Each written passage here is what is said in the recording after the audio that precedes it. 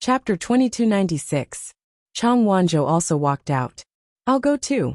Sini shook his head. No need. The god envoys of the Illusion God Palace should be heading to the lightning pool. It would be troublesome if too many people went. There's nothing to see here. Since it involved several god envoys, it would definitely cause a huge commotion.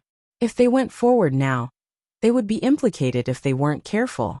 Chang Wanzhou's exquisite face showed a hint of hesitation, but it quickly dissipated as he nodded. Okay. Little Hachi was very curious. Why did all of them come out one by one? But seeing Xin Yi's expression, it seemed that this matter wasn't small, so she didn't insist and decided to wait here. Thinking of this, she glanced at Rong Xiu's room and whispered, "It's strange. Since everyone is going, why didn't His Highness Saint come out?" Yin Qing paused. Master has been in seclusion recently. Seclusion? Little Hachi blinked. This was strange. In her impression, Rong Xiu had always been leisurely. It was rare to see him in seclusion, but this was the Illusion God Palace, and the competition from all sides had increased. Especially since Master was in the limelight recently. It was normal for His Highness Saint to want to raise his cultivation as soon as possible. Thinking of this, Little Hachi relaxed and sat down. Big brother, go and come back early. She wasn't worried at all about whether Xin Yi could deal with the situation over there. Xin Yi nodded lightly and left. Lightning pool. The people standing on the shore fell into a long and torturous wait. At this time, every minute and every second seemed to be elongated. What was that sound just now? Is the second god envoy summoning the other god envoys? What the hell is going on? Why would there be such a huge commotion? If even the second god envoy can't deal with it, I'm afraid. There were different opinions. Many people felt a little worried. In the Illusion God Palace, the god envoys had noble statuses and were a symbol of strength.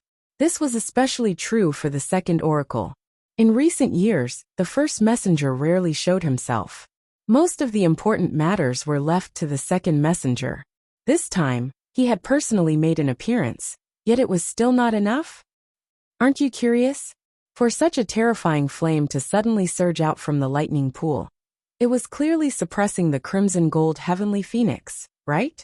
Besides, to be able to cause such a big commotion, it's definitely not an ordinary crimson gold celestial phoenix. But isn't the crimson gold sky phoenix clan a sinful clan of the Illusion God Palace? They haven't appeared for tens of thousands of years, right? Why would it suddenly erupt at this time? Who knows? However, if this conjecture was true, then I was even more curious. Who exactly was being suppressed down there? Oh right. Do you remember the rumor that Shangguan Yu had two contracted mythological beasts? One of them was the young master of the Crimson Gold Sky Phoenix clan. I saw her rushing in just now. Could it be related to her? As soon as this guess was made, it immediately attracted the attention of many people. Someone raised his voice and asked, Song Qing, you guys came up together. Is this the situation? Many people looked at Song Qing with different expressions. Song Qing frowned and didn't say anything. His gaze fell on Mitsui. Why would they ask him about this kind of thing? As Chu Liuyu's subordinate, Mitsui should know better, right? Of course. He also knew that these people didn't ask Mitsui mainly because they were afraid of him. Ever since the lightning pool exploded, the freakish strength he displayed was truly shocking. Everyone knew that this person was not to be offended. Mitsui pretended not to see it. He clenched the lightning hammer in his hand and focused on the front. His ears twitched slightly. A rustling sound seemed to be faintly discernible in his ears. As time passed, the sound became clearer and clearer. Dong dong, dong dong. This was the sound of the Tianlei that was locked in the endless reef under the lightning pool. It was constantly attacking and trying to break out. At this time, the blazing flames that filled the sky were flowing at a much slower speed than before. However, the pressure from it didn't weaken at all. I wonder what's going on down there. Mitsui held his breath. Swoosh, swoosh. Two figures arrived one after another. Everyone looked up. They were Jin Yunlai and Xu Jing. The divine envoys usually had their own things to do. Jin Yunlai and Xu Jing were in charge of the Star Path and Herb Mountain respectively, so they had the most freedom in terms of time and naturally came the fastest. Seeing the scene in front of them, the two of them were shocked even though they were prepared. The golden flames kept surging wildly, and almost completely overturned half of the lightning pool. The dark sky was also illuminated by the flames. Between heaven and earth there was chaos. This is... Yi Zhao self-immolated? Jin Yunlai couldn't help but murmur in shock. Xu Jing hesitated for a moment, then quickly made up her mind, and rushed toward the lightning pool. Jin Yunlai was about to call out to her, but she saw that her figure was already far away. She had no choice but to immediately follow. Splash! The two of them rushed into the lightning pool. Seeing this scene, everyone was even more worried. For so many years, the Illusion God Palace has never had such a big trouble.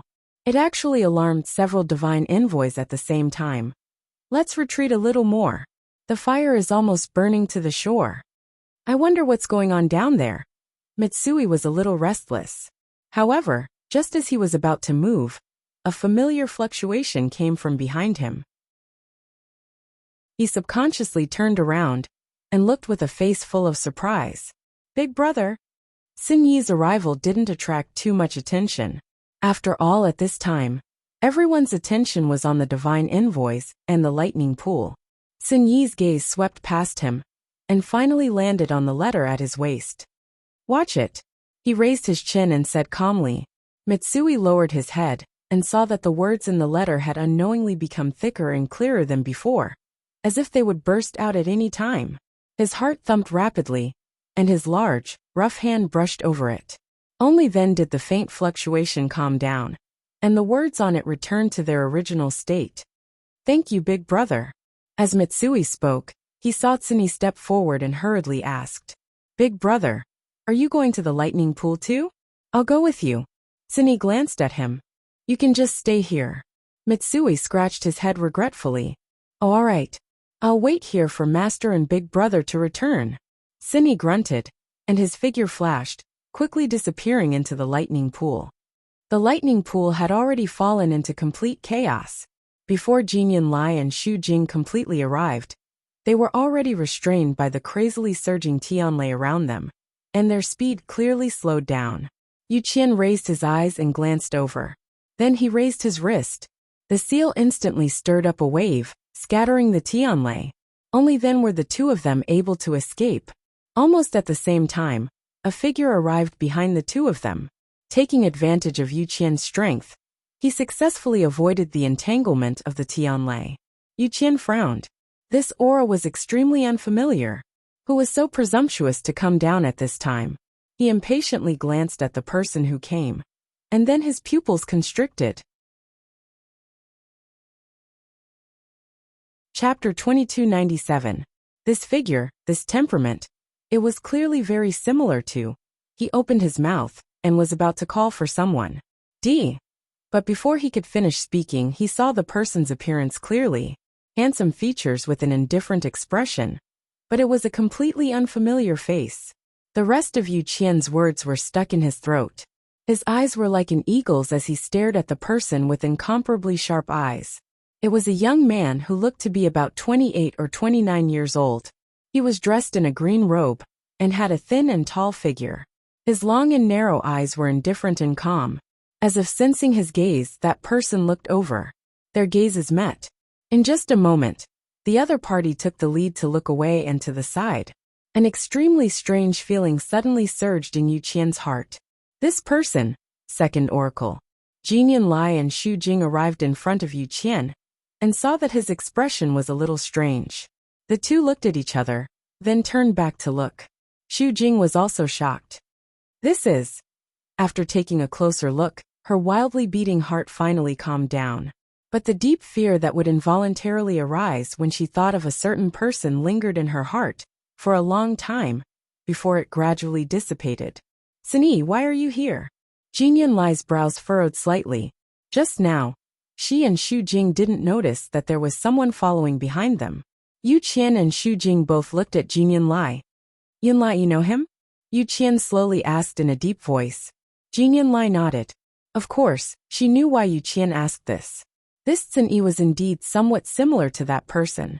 When she first saw Tsuni, she was also very surprised. He's Shangguan Yu's subordinate, and has been here for a while. It's just that he doesn't seem to have come out. The others in the illusory god palace might not know him, let alone the oracles. Only then did Yu Qian relax and nod. So he was here for her. He glanced at Xin Yi again before retracting his gaze. It was just her eminence, so there was nothing to worry about. You two go over there, and prepare to use the soul locking seal. Hearing this, the two of them were shocked. Soul lock seal. This was a special seal that required several divine envoys to work together in order to cast it. Under normal circumstances they would never use it. Is this because of Yi Zhao? He looked up and saw that not far away, the golden Tianlei was still flowing around, stirring up the surrounding Tianlei and devouring it. As for the reddish gold flames inside, they burned even more fiercely. Tianlei shouldn't be the fourth oracle. Jin Lai was halfway through her words when she saw Mu Dongyu's ugly expression. She stopped abruptly. There's not much time left. Let's end this quickly. Yu Qian's voice was cold. Jin Lai and Xu Jing were both shocked. Yes. As soon as he finished speaking, the two of them dispersed. At this moment, they were all standing around the ball of fire, facing each other, forming a rhombus. Suddenly Xu Jing frowned. In front of her, a figure was faintly discernible in the dazzling light. There's someone else in there. She was so shocked that she lost her voice. Even she felt very uncomfortable standing there, and almost couldn't get any closer. How could someone directly enter that place? Moreover, that figure looked somewhat familiar. Ignore her, Yu Qian said coldly. If it weren't for Chu Luyue, they might have solved the problem by now. She's just digging her own grave. Anyway, she had already broken the contract with Dumpling. It didn't matter whether she was alive or dead.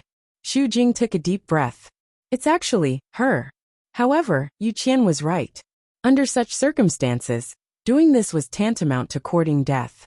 She was originally dissatisfied with her, but she didn't expect the opportunity to vent her anger so quickly. Whoosh! She retracted her gaze, and a stream of divine power flew out of her hand. Almost at the same time, Mu Dongyu and Jin Lai also made a move. Several streams of divine power intertwined with each other, and quickly condensed into a special pattern. A terrifying pressure gradually spread out from the inside. Dumpling poured another cluster of flames into Yigong's body. At this moment, his body was already covered in wounds and bloodstains. Some of the wounds were so deep that bones could be seen. He lowered his head, and blood kept flowing out of the corner of his mouth. Although the aura around him was much stronger than before, his mind had already reached its limit. Yigong's mind was dizzy, the so-called living hell. He finally experienced it today. If he had the slightest room to resist, he wouldn't have let himself fall into such a situation.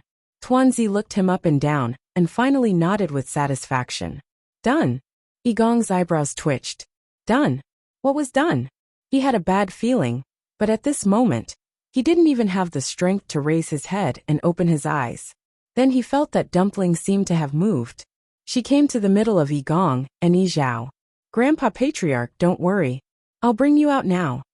Yi Zhao originally didn't realize what Dumpling was planning to do, but later on, when he saw Dumpling continuously pouring those flames into Yigong's body, he vaguely guessed something.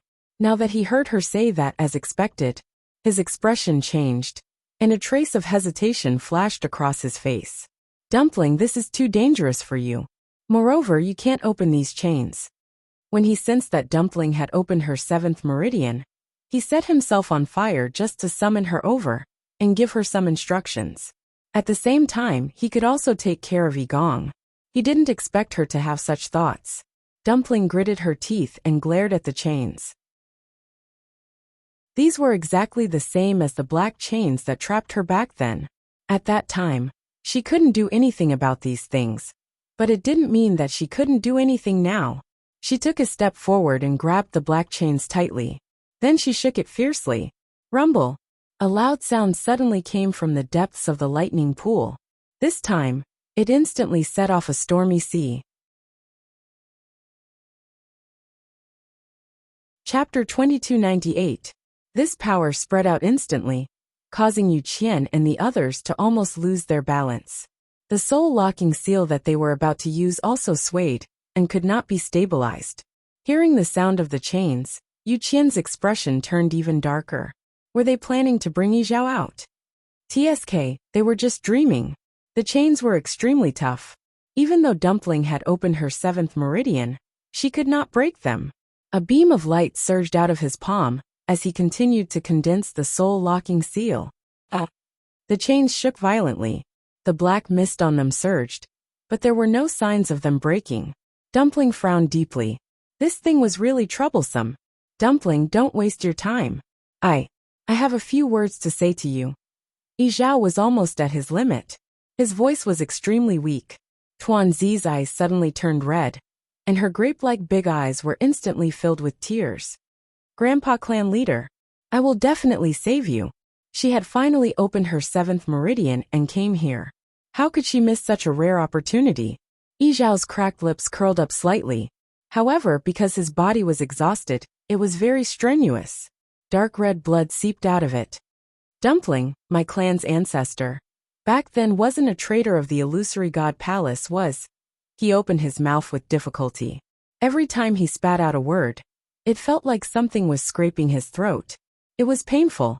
Dumpling held back her tears, but her voice was choked with sobs. Grandpa Clan Leader, Dumpling, don't listen. It's the same if you give it to me after you get out. As she spoke, a cluster of golden flames burned on her small hand. Bang! She struck the chains with her palm. There was a muffled sound. However, the chains still did not break. Not even a mark was left. Dumpling held her breath and struck again. Intense pain came from her hand, but it was not even a millionth of the anxiety in her heart. Why couldn't it open? Why couldn't it open? Chu Luyue stood outside the giant net of golden Tianlei. She could not see the situation inside through the brilliant light of the Tianlei and flames. However, she and Dumpling were telepathic and naturally knew what the situation was. Chu Luyue's brows were tightly knitted. She knew how difficult it was to deal with the black chains. Now Dumpling's strength alone was probably not enough. At this moment, a strange fluctuation suddenly came from the interspatial ring. Chu Luyue was dazed as she saw a purple light flash across her eyes. That piece of purple scale armor suddenly appeared. Her heart suddenly, she reached out to grab on it. This was something that belonged to Debao. Once it was exposed, swoosh, without any hesitation, the purple scales charged towards the ball of fire. Chu Luyue's toes her heart instantly to her throat. However, in the next moment, the scene that happened in front of her caused her eyes to flash with a deep shock. That piece of purple scale armor actually pierced through the defensive barrier, formed by the golden heavenly lightning, and quickly sank into the reddish gold flames. The Tianlei did not dodge in time, and was cut in half from the middle. After a short silence, the golden Tianlei exploded with a bang, and turned into countless streaks of light, scattering in all directions. Chu Luyue sucked in a cold breath. What was the origin of the scale armor left by Debao? How could it be so sharp and terrifying? At the same time, Dumpling, who was in the center of the flames, also heard the sound. She stopped and looked back. A purple scale armor flashed in front of her eyes. The strong wind blew the golden bell on her head. The music was crisp. Then she heard a very subtle cutting sound. She looked in the direction of the sound.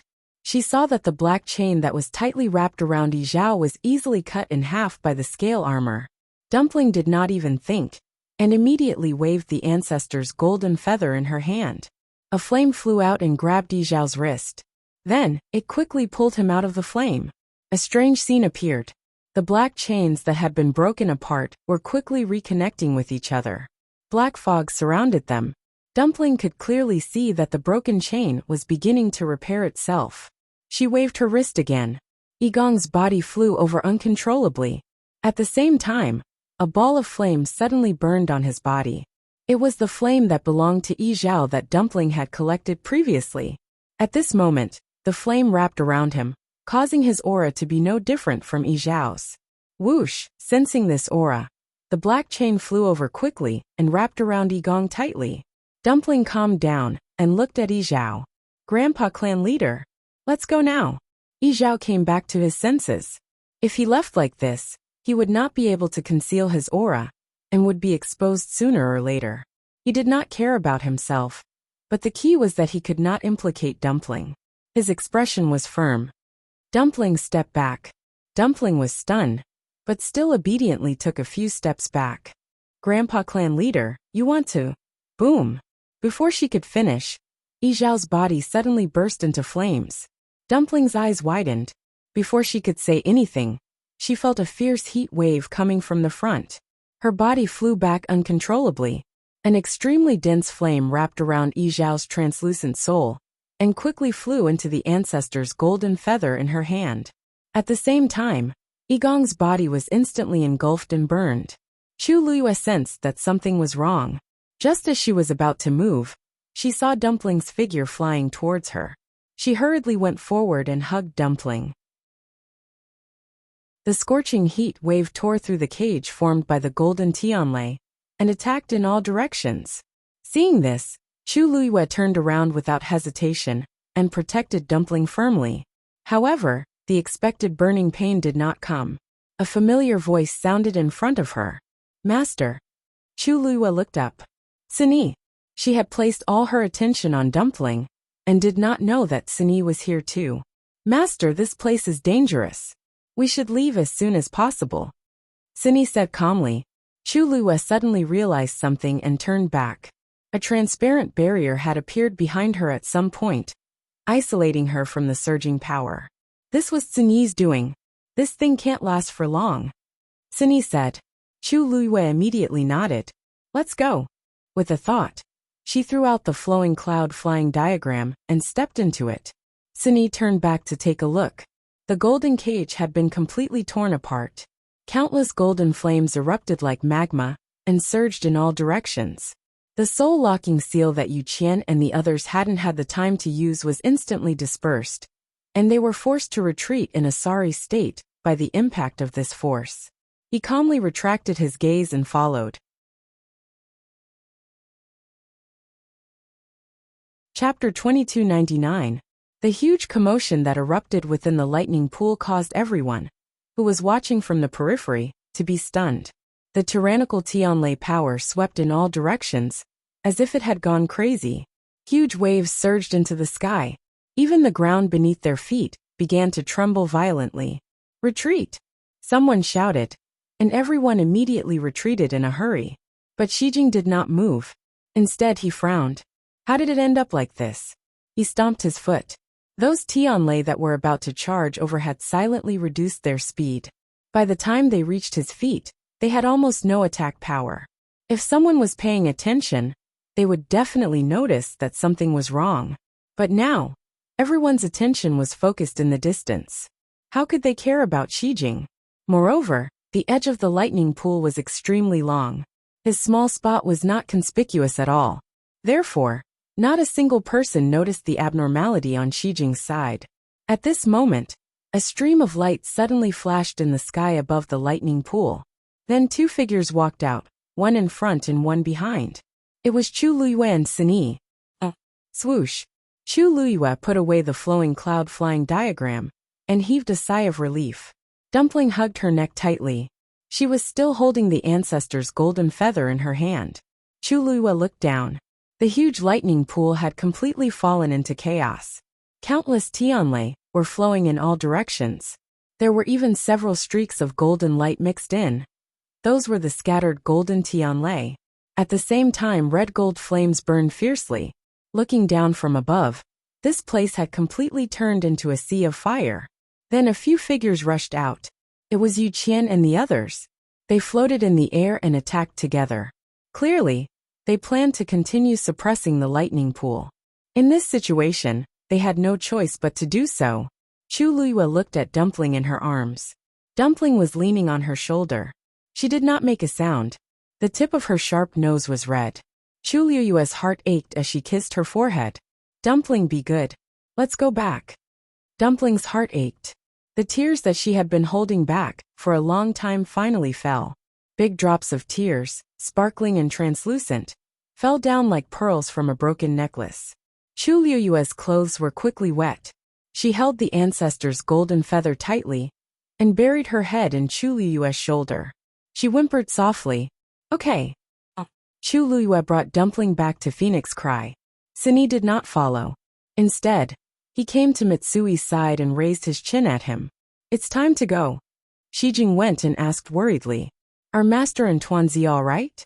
Sini shook his head. Everything is going. As for the lightning pool, it would probably take a long time for it to recover after this storm. Shijing's heart. Thank you, big brother. I got it. After Sini finished speaking, he looked into the distance. The figures of Yu Qian and the others seemed especially small in the sea of fire. He narrowed his eyes. After a moment he turned and left. Chu Luyue originally wanted to bring Dumpling back to her residence, but after thinking about it, she decided to return to Phoenix Cry Mountain. On one hand, on the surface, she no longer had anything to do with Dumpling. If she brought her back just like that, it was very likely to cause some trouble. On the other hand, Phoenix Cry Mountain was the place where the Crimson Gold Celestial Phoenix ancestor used to live. It was quiet and safe. When they came here, Tuanzi's small body was still crying and twitching. Chu Luyue sighed softly in her heart. Actually, she had already successfully swapped Yi Zhao and Yi Gong. She only needed to escape. But Yi Zhao still chose to do so. There was only one reason. He wanted to completely ensure Dumpling's safety. Even though their auras had been swapped, there were still all kinds of hidden dangers. Yi Zhao destroyed his own body and hid in the ancestor's golden feather. He also took the opportunity to destroy Yi Gong's body, causing his soul to be trapped in the depths of the lightning pool forever. This way, even if anyone had suspicions and investigated, they wouldn't be able to find anything, because Yi Gong had already opened his 7th meridian, and he was using Yi Zhao's aura and power. These were enough to completely cover Yi Gong's bloodline aura. Moreover, after suffering such a terrifying impact, Yi Gong was almost dead. This secret would be buried forever. Chu Luyue didn't say anything. She only hugged Dumpling and patted her back gently. Dumpling liked to cry often, but she rarely saw her like this. She didn't say a word and only kept crying. She must be extremely sad to be like this. Chu Luyue's heart also felt like it was being kneaded into a ball by something. It was extremely uncomfortable and stifling. A gentle breeze blew. It was quiet all around. Even the scorching hot aura on Fengming Mountain had become much gentler. After an unknown period of time, Dumpling's tears finally stopped. She raised her head and looked at Chu Luyue. Her eyes were red and swollen from crying. Sparkling tears still hung on her thick and long eyelashes. Are you? She spoke with a hoarse voice. Isn't Dumpling too useless? Chu Luyue was stunned. Why do you ask? Dumpling was silent for a long time before continuing. If I'm powerful enough, I won't. What happened today wouldn't have happened. Chu Luyue shook her head and gently wiped away the tears at the corner of her eyes. Dumpling, you've already done very well. To be able to open the 7th meridian in such a short period of time. Dumpling was probably the only one in the Crimson Gold Sky Phoenix clan who could do it. Although Yi Zhao's body was damaged, he still managed to escape successfully and save his life. This was already the best result so far. In the future, if there was a chance in the future, it might not be impossible to help Yi Zhao reconstruct his body. Dumpling nodded and whispered into Chu Luyue's ear. Grandpa clan leader is asleep. Chu Luyue was startled at first, but then he understood. It must be because Yi Zhao was too crazy previously that he fell into a coma. However, if he stayed in the ancestor's golden feather for a period of time, he might be much better. After Dumpling finished crying, her emotions finally calmed down. Since things had already come to this, she could only choose to accept it. When she continued to open her meridians in the future, she would be able to save Grandpa clan leader. Right. Dumpling suddenly remembered something. She frowned and looked at Chu Luyue. Grandpa clan leader mentioned ancestor before. He said that ancestor didn't betray the palace of the illusory god back then. Chu Luyue's heart skipped a beat. And then that's it. Dumpling shook her head. Grandpa clan leader didn't have time to finish. At that time, she was focused on saving him and didn't listen carefully. Now that she thought about it, she realized that this should be an extremely important matter. After all, it was related to ancestor. Chu Luyue frowned slightly. There was indeed something fishy about what happened back then. If Yiling didn't choose to betray back then, why would there be so many rumors later? She looked up at the palace of the illusory god not far away, who was the current master of the palace of the illusory god. Chapter 2300. Yu Qian and the rest of the divine envoys worked together to quell the lightning pool's riot. It took them 3 days and 3 nights to calm everything down. The huge soul lock seal floated quietly, sealing the entire lightning pool. Countless Tianlei swam under it. From afar, it looked like a thick layer of ice had frozen on the surface of the sea, suppressing everything. A faint glow flickered on the soul lock seal, cold and dazzling. Yu Qian's face was cold as he stared at the soul lock seal for a long time. The others beside him were also silent. The air seemed to have frozen. Although they had temporarily calmed it down with the soul lock seal, the lightning pool would remain in its current state for a long time. This was something that had never happened in the past 10,000 years. Even when Yi Zhao was imprisoned here, there hadn't been such a big commotion.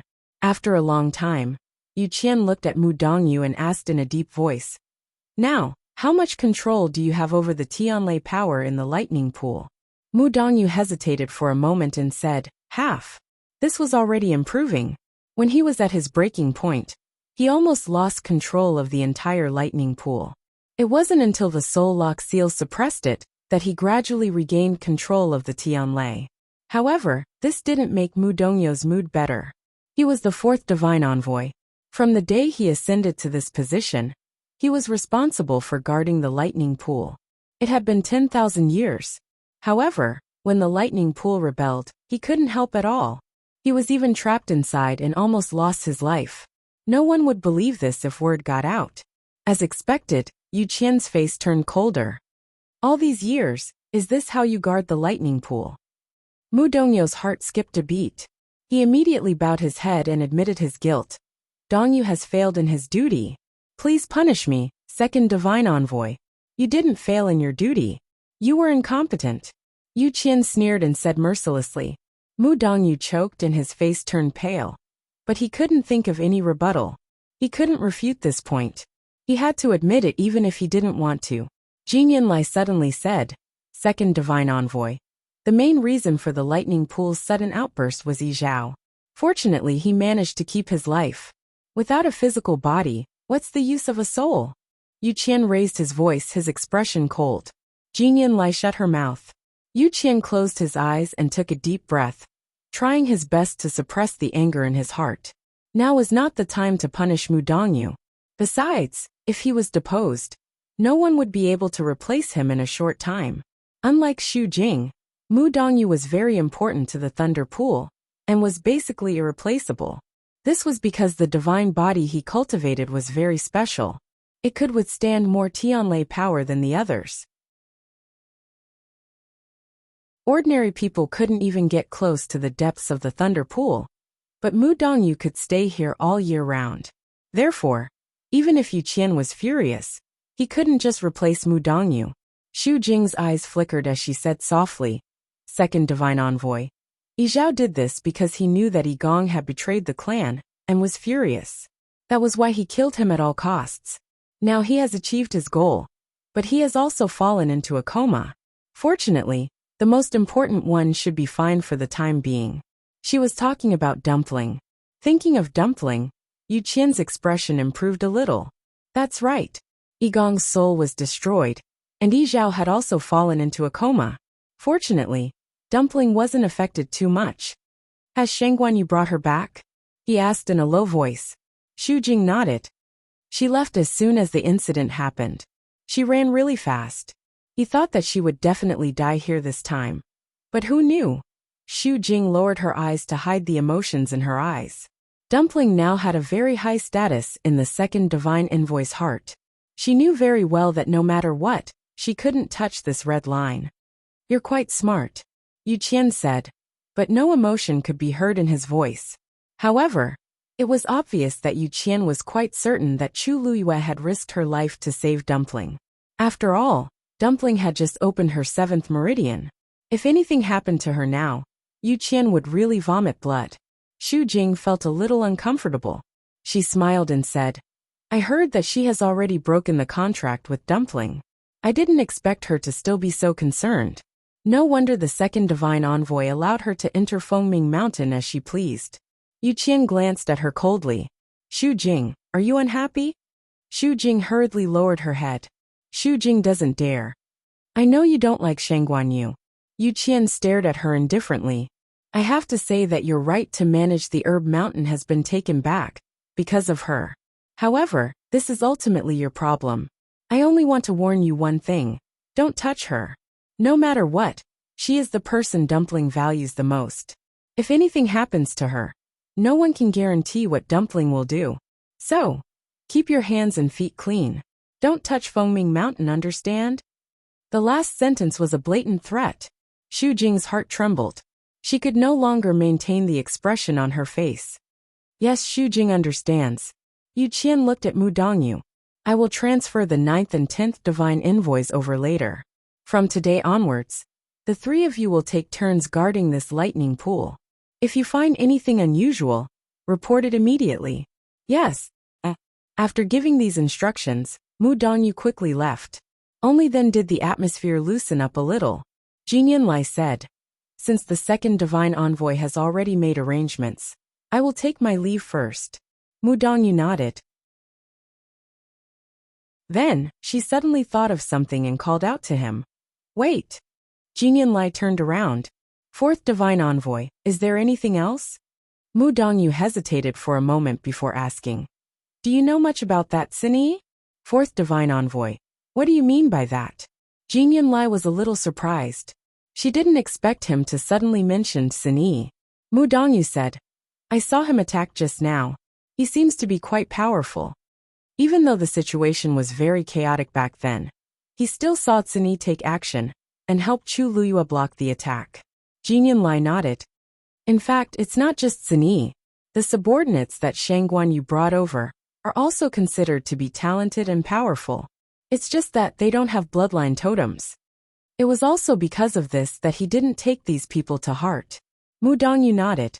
I remember now. Shangguanyu and Xu Jing are also like this. Since they didn't have bloodline totems, there was no hope for them to become gods in the future. He waved his hand. Forget it. In the dark and cramped cage, Dugamabao sat quietly. It was so quiet that one could hear a pin drop. After a moment, a hoarse voice sounded. You can't even protect yourself, and you still want to save Yi Zhao? Dugamabao opened his eyes. His purple eyes were clear and deep. He is Yi Ling's descendant. I have to protect him.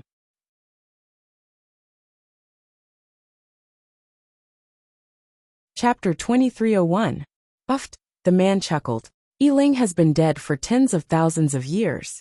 What's the point of bringing him up? Besides, didn't you fail to protect him back then? Why do you have to do something so useless now? Dugamabao clenched his fists on his knees and clenched his jaw. There seemed to be a layer of frost between his eyebrows. After a long while he said, In comparison, what you've done is useless, isn't it? Do you think the palace of the illusory god can be lit with the blood of the Crimson Gold Sky Phoenix clan? If it's not yours, you shouldn't have dreamed about it from the start. The voice fell silent. After a long while it said, You'll know whether it's mine or not.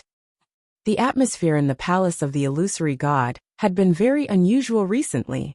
Nan Jinshu paced back and forth in his room, with a conflicted expression. He had been in the palace of the illusory god for a long time, but except for the 7th divine envoy at the heaven gate, he hadn't seen any other divine envoys. Moreover, even the 7th divine emissary had only told him to stay here and cultivate properly, and had never come again. Nan Jinshu was a little anxious. He felt that his efficiency was a little slow. If he didn't think of a way, it would be extremely difficult for him to become a god. After hesitating for a long time, Nan Jinshu finally made up his mind and walked out of the door. Just as he reached the entrance of the courtyard, he saw a familiar figure. Jun Jiuqing? Jun Jiuqing turned his head and looked over when he heard the voice. Nan Jinshu quickly walked forward, but changed the way he addressed him. Head of family where are you going? Jun Jiuqing's lips curled into a devilish smile. What else can I do in the palace of the illusory god? Nan Jinshu didn't know how to respond. He paused for a moment before continuing. Head of Family E, have you seen the first divine envoy during this time? Jun Jiuqing shook his head and narrowed his eyes. I heard that the first divine envoy has been in seclusion for many years and hasn't come out for a long time. Even the other divine envoys have been rejected. What's the matter? Does the head of the Nan family want to see the first divine envoy? Nan Jinshu nodded. He felt a little troubled after hearing Jun Jiuqing's words. If that's the case, then it will be very difficult to meet the first divine envoy. Currently, many of the affairs of the illusory god palace have been handed over to the second divine envoy. If the patriarch of the Nan family has any questions, you can ask the second divine envoy. Why do you have to see the first divine envoy? This, Nan Jinshu hesitated. He looked around to make sure that there was no one around before he took a step forward and lowered his voice. To tell you the truth, Family E, I want to go to the illusionary god C. Jun Jiuqing's expression changed slightly as a cold glint flashed across his eyes. Oh. Nan Jinshu didn't want to talk too much with Jun Jiuqing. After all, the relationship between the two families had changed after the incident at Peach Blossom Dock. However, he and Jun Jiuqing were both latecomers and had little to do with what had happened before. Besides, the heaven gate of the illusory god palace had been opened, and the two of them had entered the palace of the illusory god, so they should work together. After thinking about it, Nan Jinshu told Jun Jiuqing his thoughts. I wanted to go to the Thunder Pool to cultivate and improve my cultivation. But now that the Thunder Pool has been sealed, and I don't know when it will be opened again, I don't think I can count on it. So, I thought that maybe going to the illusionary god C is a good choice. However, the illusionary god C has always been under the control of the first divine envoy. If I want to go there, I have to get the first divine envoy's permission, so... Jun Jiuqing raised his eyebrows and said with a faint smile. Family E, don't be afraid. The illusionary god C is not an ordinary place. It's unimaginably dangerous. Are you sure you want to go? Nan Jinshu also smiled with a meaningful look on his face. That's right. The illusionary god C is extremely dangerous for ordinary people. But it's different for you and me. Family E, I don't think I need to remind you of some things, right? If he wasn't prepared, he wouldn't have thought about it. Jun Jiuqing nodded. So, Family Head Nan has made up your mind? Nan Jinshu simply nodded and admitted it, then said, yes. Why don't you go with me, Family Head Nan? Jun Jiuqing's thin lips curled into a faint smile. No need. I don't have such plans for now. Nan Jinshu was stunned, and his expression became a little complicated. Jun Jiuqing's talent and strength were above his. Even if he didn't use any other methods, he would definitely be able to reach the immortal level in the future. He was unwilling to accept it, and was unwilling to accept it. But there was no reason for such things. Nan Jinshu suppressed his emotions and said, if that's the case, I won't disturb you. But please don't tell anyone about what happened today, Family Head Nan. Of course. Jun Jiuqing raised his hand and pointed in a certain direction. That should be the first divine envoy's courtyard. Family Head Nan can go and ask. However, the first divine envoy hasn't appeared for many years. Family Head Nan should be prepared to be rejected. Nan Jinshu smiled as if he didn't care. I know.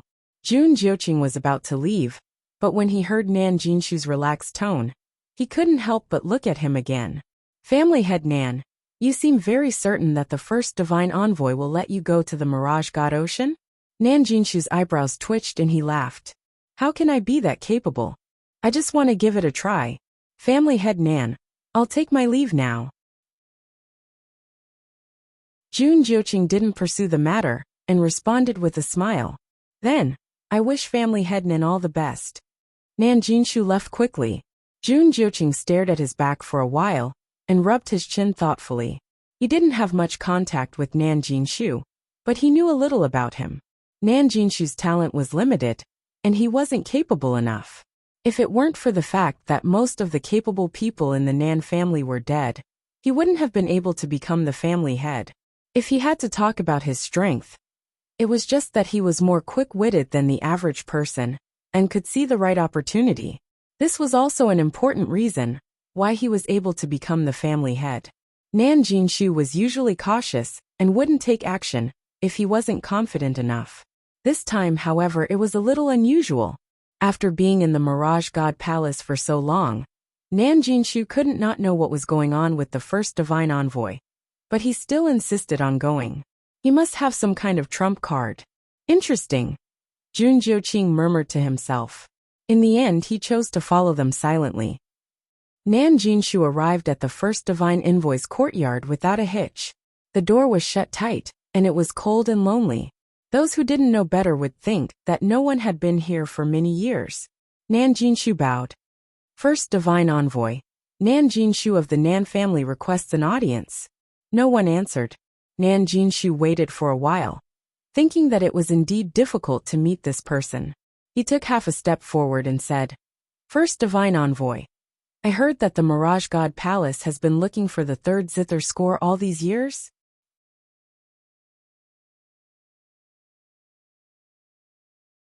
Chapter 2302.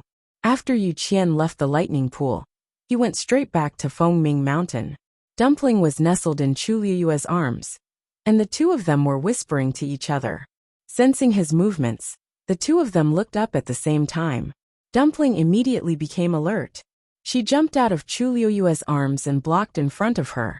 Yu Qian came in front of her and first scanned Dumpling from head to toe.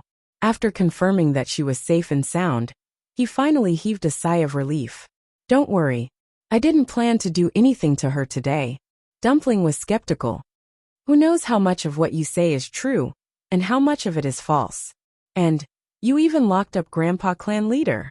Her little face was full of anger, as if she had not recovered from the shock caused by this matter. Yu Qian was not surprised by Dumpling's reaction. She was the young mistress of the Crimson Gold Sky Phoenix clan. Seeing Yi Zhao in trouble, it was naturally difficult for her to accept. It's a long story. Yi Zhao made a mistake first. Locking him in the lightning pool was just to wake him up. Unfortunately, he was still stubborn, and even did such a thing in the end. Yu Qian's usually gentle expression now had a hint of coldness added to it, causing people to shudder. I'm sure you've seen what he's done. Yi Gong's body and soul were destroyed, and the entire lightning pool was almost destroyed by him. It can only be said that he reaped what he had sown. Dumpling bit her lips and clenched her two little fists tightly. Great Elder betrayed the clan first. Grandpa Clan leader wants to kill him, so it is reasonable. This is our Crimson Gold Sky Phoenix clan's matter. When is it up to you outsiders to judge? She glared at Yu Qian. Release Grandpa Patriarch right now. Yu Qian was not angry. Instead, he laughed. If you want to save him, it's very simple. In the future, as long as you stay here and cultivate properly, I guarantee that his life will not be in danger. When you open your 9th meridian, I will release him. Dumpling was shocked. Chu Liyue also frowned subconsciously. 9th meridian? In the entire Crimson Gold Sky Phoenix clan, only their ancestor, Yi Ling, had managed to do so. Yu Qian actually had such high expectations for Dumpling. Furthermore, what was his purpose for doing this? To be honest, even Yi Zhao might not urge Dumpling to open her meridians, nor would he place this heavy burden on her shoulders. However, Yu Qian, what was he so anxious about? How long do we have to wait? I think you are just trying to fool me. Dumpling gritted her teeth. How am I fooling you? Don't forget, you have the purest bloodline. Now that you have successfully opened your 7th meridian, before reaching adulthood, you will definitely be able to open your 9th meridian in the future. There is no doubt about this. As for the time, that will depend on you. Yu Qian looked around. There is no place more suitable for you to cultivate than Fengming Mountain. With your current aptitude, why do you have to worry about not being able to open your meridians? Dumpling stared at him and did not say anything. She turned around and pounced on Chu Liyue, hugging her thigh tightly. Ayu, this person is so annoying. Chu Liyue picked her up and looked at Yu Qian with a frown. Second divine envoy, since you have already made up your mind, I know that no one can persuade you. Since that is the case, I hope you can keep your promise. On the day that Dumpling opens her 9th meridian, You must release clan leader Yi Zhao. Yu Qian nodded. Of course. As soon as he finished speaking, Nan Jinshu stood quietly and patiently waited for a response. After a while, a low voice finally came from inside. Come in. Creak, the door opened. Nan Jinshu took a deep breath and suppressed the excitement surging from the bottom of his heart. He bowed respectfully before stepping forward. After he crossed the threshold, the door closed again. Nan Jinshu's figure disappeared behind the door. Jun Jiuqing, who was not far away, stared at the door thoughtfully for a long time. The third zither score. No wonder he was so confident. He thought for a while and turned to leave. At this moment, Nan Jinshu walked into the courtyard. The courtyard was filled with a thick pile of fallen leaves. It was lonely, bleak, and extremely cold. If the sound did not come from here, Nan Jinshu would have suspected that there was no one here. The courtyard was not big, and the furnishings were very simple. It was hard to imagine that the Honorable First Divine Envoy lived in such a place. Nan Jinshu looked at the tightly shut door, and his heart started to beat faster. After all, he was going to meet the First Divine Envoy. It was impossible for him not to be nervous. He adjusted his collar and made sure that there was nothing wrong with his appearance before he continued walking. However, he had just taken a step when he heard a rustling sound from the side. He was stunned and turned around instinctively. Something seemed to be moving under the thick pile of fallen leaves not far away. Quiet. The low and indifferent voice sounded again.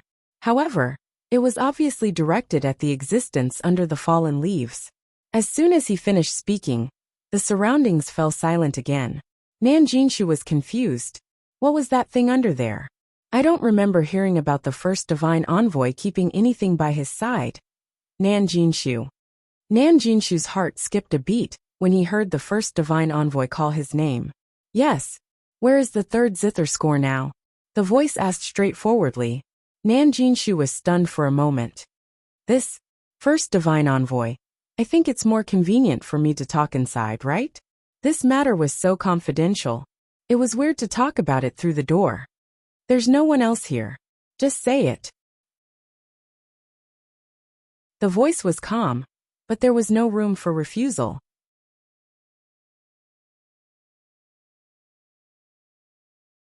Chapter 2303. After a moment of hesitation, Nan Jinshu cupped his fists and bowed. First Divine Envoy, as far as I know, the third piece of music score is still in the God-slaying mound. As soon as he finished speaking, the entire courtyard became even quieter. Nan Jinshu only felt an invisible pressure on his shoulders. It was unbearably heavy. He held his breath as nervousness gradually grew in his heart. The music score was split into 3 pieces and scattered all over the world of God. Only one piece was left in the God-slaying mound and was taken away by someone else. Now you're saying that the third piece is still in the God-slaying mound?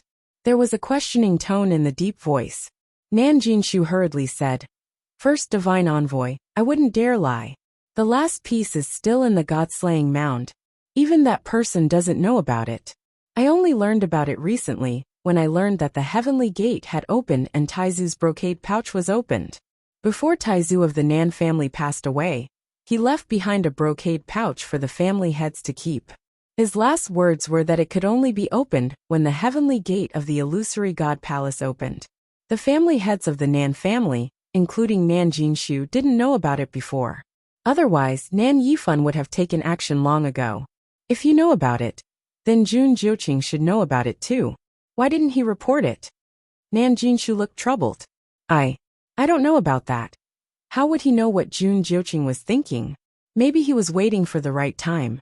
After all, only the family heads of the Nan family and family knew about it. From a certain perspective, this was indeed an asset that could be used in negotiations. After a while the voice said, I already know about it. I already know about this matter. I will send people to search for him later. What do you want? Of course, he knew what Nan Jinshu was trying to achieve by coming here. Nan Jinshu's throat was dry from nervousness, but he was also excited and expectant. He paused for a moment, then said respectfully, First Divine Envoy, I would like to please allow me to cultivate in the illusory God ocean. After the voice fell, The room fell silent. After a while, the voice continued to ask, "Are you sure?" "Yes," Nan Jinshu said carefully. Jinshu knows that her talent is insufficient. Based on her current standard, it is extremely difficult for her to ascend to the heavens and become a god. Therefore, he invited himself to enter the illusionary god ocean to cultivate and improve his cultivation base. This way, the Taizu name would not be tarnished in the future. A moment later, a stream of light flew out of the house. Nan Jinshu hurriedly caught it with both hands. It was a translucent talisman seal with the word illusion drawn on it. There were several mysterious patterns around it that were intertwined. This talisman can only be used once. When you come out of the illusionary god sea, this talisman will automatically be destroyed and can only be used by one person. You may take it. Nan Jinshu was so excited that his hands were trembling slightly. He quickly thanked him. "Thank you, First Oracle. You may leave." "Yes. Yes." Nan Jinshu didn't dare to disturb him. He carefully put away the talisman and left respectfully. After he left, the inside and outside of the courtyard became quiet again. Nan Jinshu walked out happily with the seal in his hand. With this thing, he could enter the illusionary god sea to cultivate. It wouldn't take long for his strength to skyrocket. At that thought, Nan Jinshu couldn't hide the joy in his eyes. "Patriarch Nan?" A young woman's gentle voice rang out. Nan Jinshu stopped in his tracks and turned to look. He saw a graceful figure walking toward him from the corner. She was gentle and beautiful, with long hair that reached her ankles. "You are?" Nan Jinshu was a little stunned. "I'm Suli." The woman in front of him smiled faintly. Nan Jinshu was stunned for a moment. Then, a look of surprise flashed across his eyes. "Mr. Su." He had never seen Suli before. The Nan family had suffered a great loss after the battle at Peach Blossom Dock. He had been recuperating in the Nan family. Although he had heard about Tang Ku and Mr. Su, Nan Jinshu had never had the chance to meet them. After coming to the illusionary god palace, he had vaguely heard that Suli was here. However, it was only today that he saw her with his own eyes. Nan Jinshu paused for a moment and bowed. "Oh, it's Mr. Su. My apologies."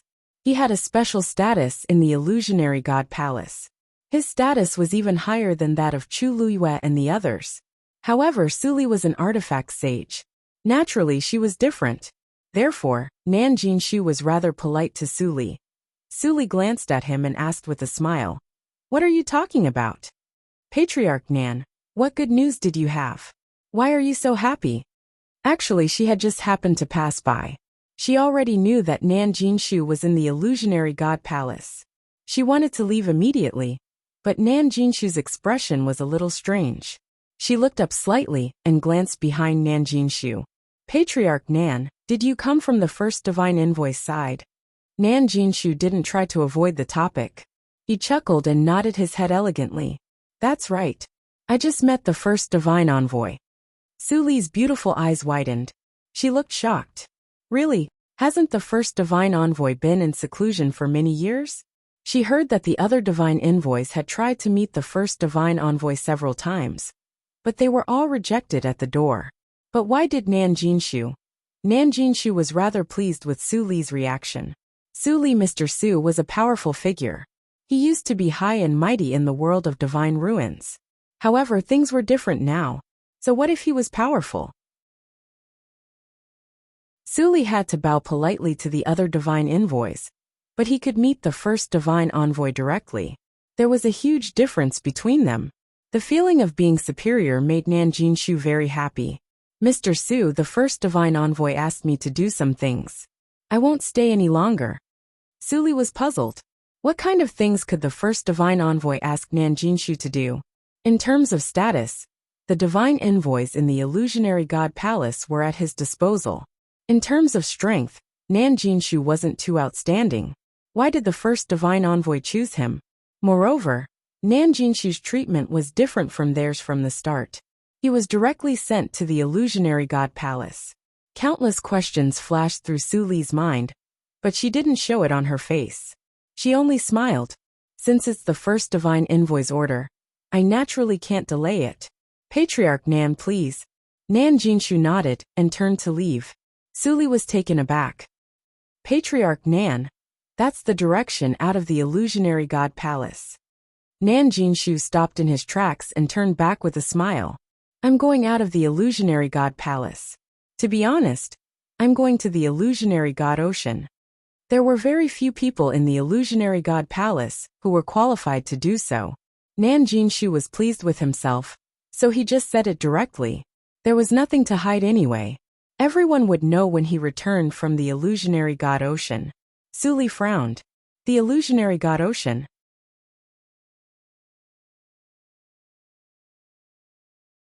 Chapter 2304. Illusionary god ocean?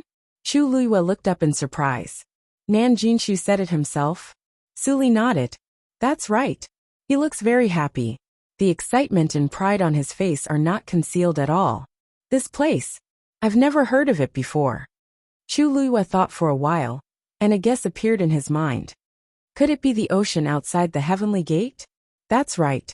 I followed him out of the illusionary god palace, and saw him go straight to the heavenly gate. Other than that, where else can there be an ocean in the illusionary god palace?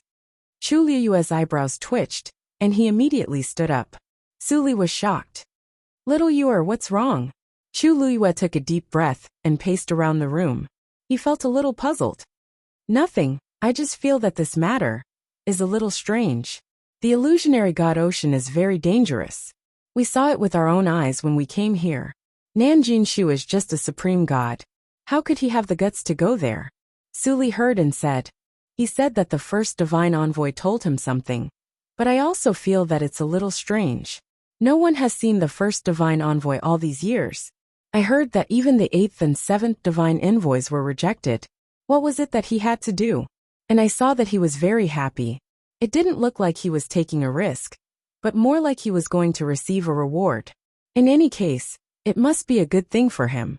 First divine envoy, Chu Luiyue muttered. The divine envoys of the illusionary god palace were all very respected. The first divine envoy was the most respected. It could be seen from the other divine envoy's respectful attitude towards him. But the first divine envoy didn't come out when the lightning pool caused such a big commotion. Now he suddenly sent Nan Jinshu to the illusionary god ocean. It's really strange. Chu Luiyue said and looked at Suli. He's already out of the heavenly gate? Suli nodded. When she heard Nan Jinshu's words, she also felt that something was wrong and simply followed him out of the illusionary god palace. She was worried that Nan Jinshu would be suspicious, so she didn't follow her. After walking for a while, she turned back to Chu Luiyue. However, she was certain that Nan Jinshu had indeed gone to the Elysium. Looking at the time, he must have already left. Chu Luiyue pondered for a moment, then said, I'll go out and take a look too. What? Suli widened her beautiful eyes in surprise. How can that be? Leaving the heavenly gates was already difficult enough, let alone going to the illusionary god sea? Little Yuer, you don't have the slightest bit of understanding towards the illusory god sea.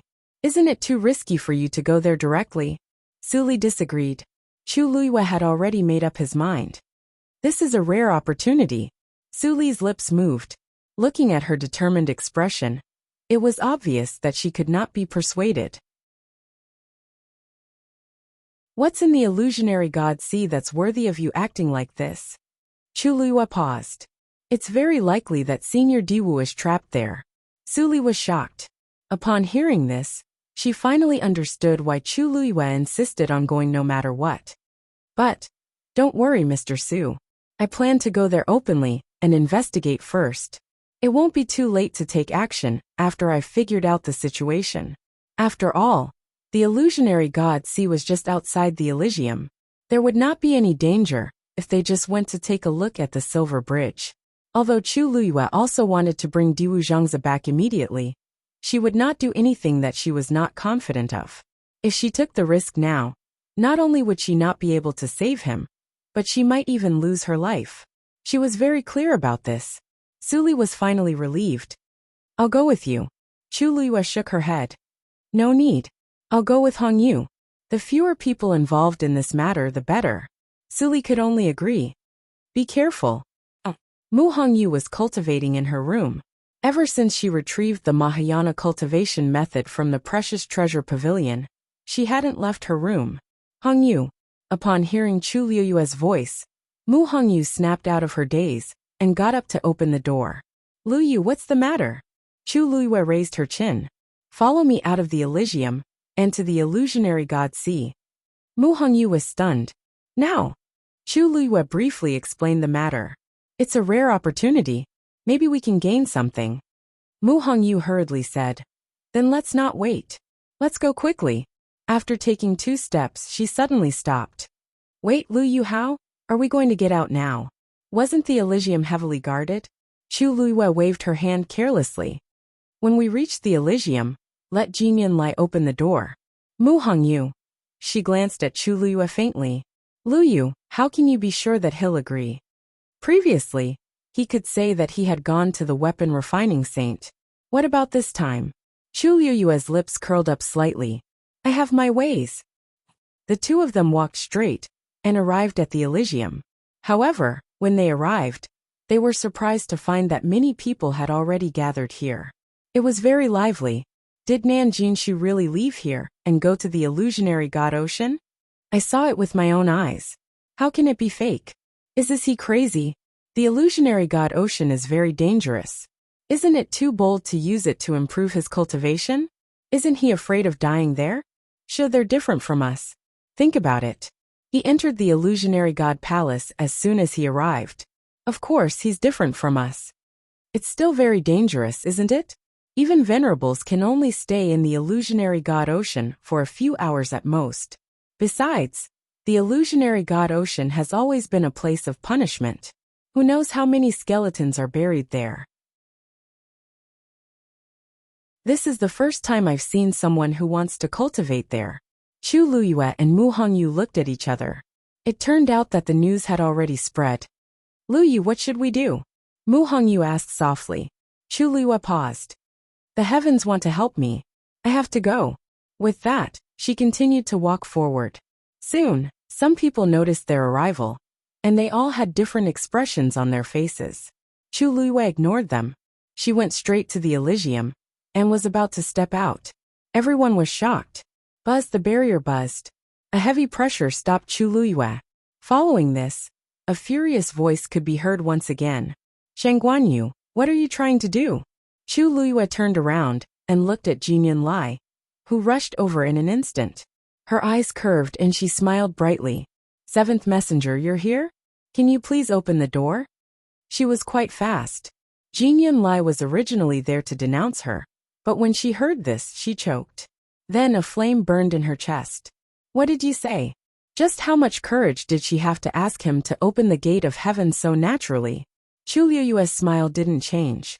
I heard that Nan Jinshu went to the illusionary god ocean to improve his cultivation. I was curious. Look, everyone is here. If there's such a good thing, why don't you give us a chance and let everyone go together?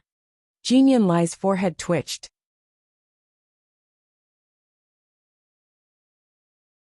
Chapter 2305. He had just found out that Nan Jinshu had met the first divine emissary and obtained a passage talisman to cultivate in the illusionary god ocean. How did the news spread throughout the illusionary god palace in the blink of an eye? It even attracted so many people. Jinyan Lai's mind raced. Nan Jinshu must have been too arrogant and attracted too much attention. That's why, when he heard that Nan Jinshu had met the first divine emissary, he was shocked and thought that Nan Jinshu was quite capable. Who knew that he was a brainless person? How could such a thing be spread so casually? He suppressed the anger in his heart and said in a low voice. Nan Jinshu went with the first divine emissary's permission. If you have the ability, I won't stop you. Chu Liyue blinked. 7th divine emissary. That's why we want to go out and take a look. Speaking of which, I have a good relationship with family head Nan. I didn't expect him to be so powerful. Not only can he enter the illusionary god palace, but he can also meet the first divine emissary and go to the illusionary god ocean. If we can go out and take a look and see family head Nan's glory, we can learn something. What do you think? Jinyan Lai looked at her suspiciously. Just go out and take a look? Yes, didn't family head Nan go to the illusionary god ocean? We'll just take a look from the bridge. After all, it wasn't easy for us to come up here. We know how dangerous the illusionary god ocean is. Why would we gamble with our lives? Mu Hongyu immediately nodded. Yes, we're just going to take a look. Anyway, this is the illusionary god palace's territory. Are you worried that we'll do something out of line? Jin Yunlai's expression was cold. This group of people gathered here, and even asked him to open the door. They were already out of line. What else did they want? Many people around them looked at each other. Actually, they were also very curious. It would be good if they could really go and take a look. Jin Yunlai said in a low voice. What kind of place is the illusionary god ocean? Is it somewhere you can go as you please? Even if they stood on the bridge and watched, it was absolutely not allowed. I'll let you go this time. But if you do it again, I won't let you off so easily. As he spoke, he looked around with undisguised warning in his eyes. Everyone's little thoughts were suppressed again. After Jin Yunlai finished speaking, she turned around to leave. Chu Luiyue suddenly sighed softly. Sigh. Since the seventh divine emissary is unwilling to let us pass, then we can only forget about it. Since I have nothing to do, let's take a walk around Fengming Mountain. Jin Yunlai stopped in her tracks. He turned around and stared at Chu Luiyue. What are you trying to do? To find Dumpling. Chu Luiyue's lips curved slightly. Since I can't go to the Mirage God Sea, I can only find Dumpling to relieve my boredom. Recently, she has been making a fuss about going out to play a few rounds. If there's no other way, I should ask the second messenger if he can bring Dumpling out for a walk. She was clearly using Dumpling to threaten him. Now, the second messenger valued Dumpling a lot, and Dumpling was extremely dependent on Chu Luiyue. She was still young, and was at the age where she could make a fuss. In addition, she already knew that Yi Zhao was trapped in the lightning pool, so she was now full of hostility towards the Mirage God Palace. If Chu Luiyue said something to Dumpling and caused Dumpling to explode, who knew what she would do? This Chu Luiyue really knew how to push her luck.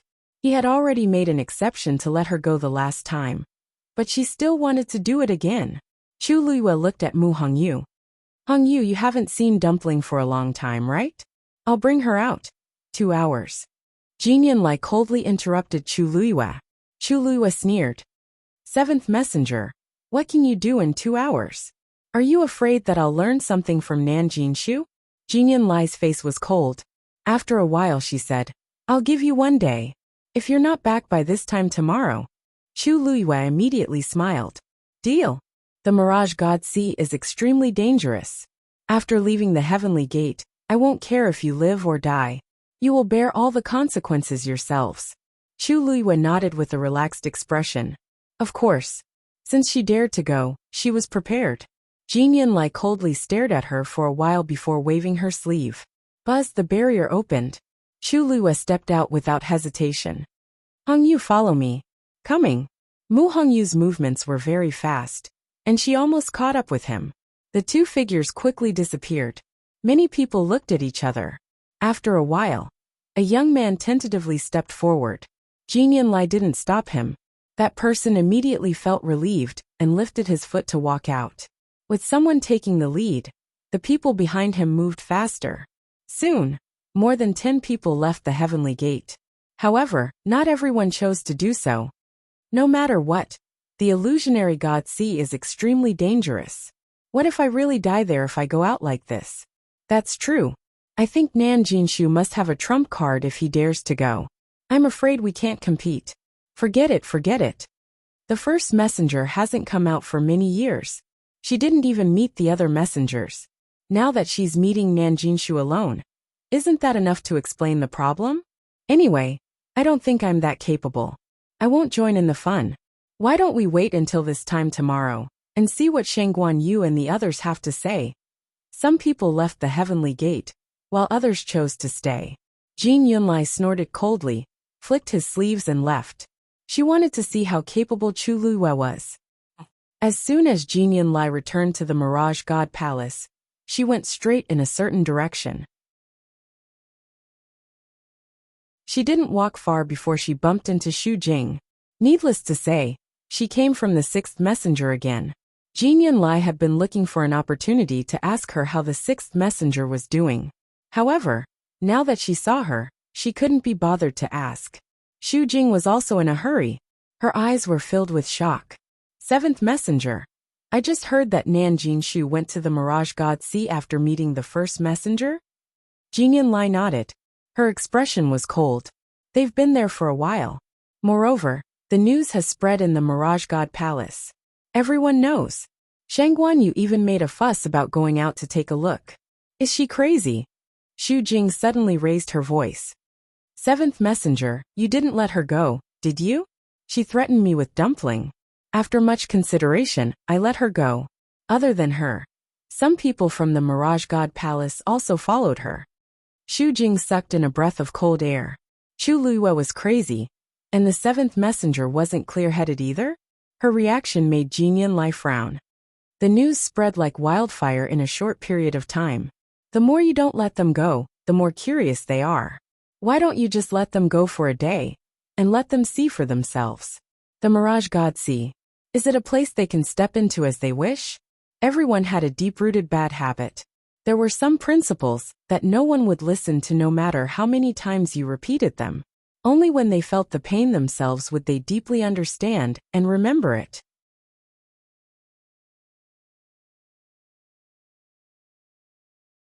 Chapter 2306.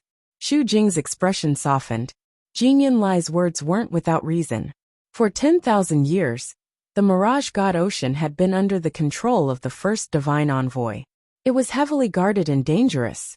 The Yu Qian had inherited almost all the rights of the first divine envoy, except for this one. So until now, even the Yu Qian couldn't enter the Mirage God Ocean without the permission of the first divine envoy. Chu Luiyue and the others were indeed digging their own graves. Xu Jing thought of something else and frowned. What did Nan Jinshu do? Why is the first divine envoy willing to see him? Also, this happened not long ago. How did everyone know about it? Jin Yunlai shook her head and continued walking. I don't know. So I plan to ask the first divine envoy again. Xu Jing hurriedly said. I'll go too. When the two of them arrived, they saw two people walking out of the door.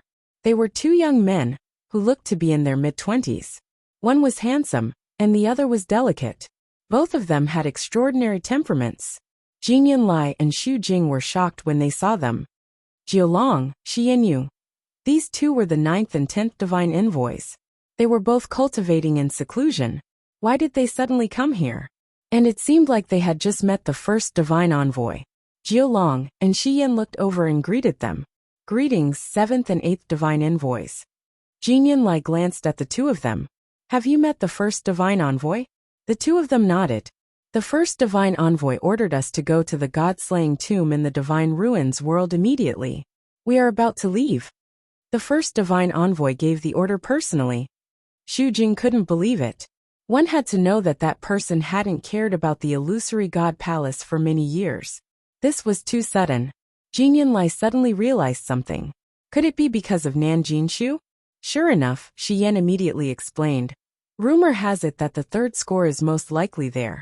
So the first oracle sent the two of us to look for it together. Jin Yunlai and Xu Jing were both shocked. Then they finally understood. No wonder the first divine envoy suddenly made such a big move. It was because of this, although there were many divine envoys in the illusory god palace, there were very few who had the time and energy to do so. These two were indeed the most suitable choices. Jiulong said. If there's nothing else, we'll be taking our leave. After all, this was a task that the first oracle had personally given them. They did not dare to slack off. Jin Yunlai nodded. The two of them quickly left. Looking at the backs of the two people, Xu Jing frowned. After thinking for a moment, she walked towards the door. However, he was stopped by a barrier as soon as he arrived. A low and indifferent voice came from inside. Just do what you have to do. Xu Jing and his assistant were both stunned.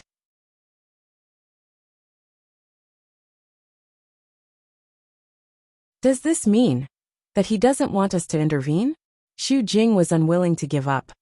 First oracle, this is a matter of great importance. Isn't it not enough to send only the two of them? After a moment the voice came again.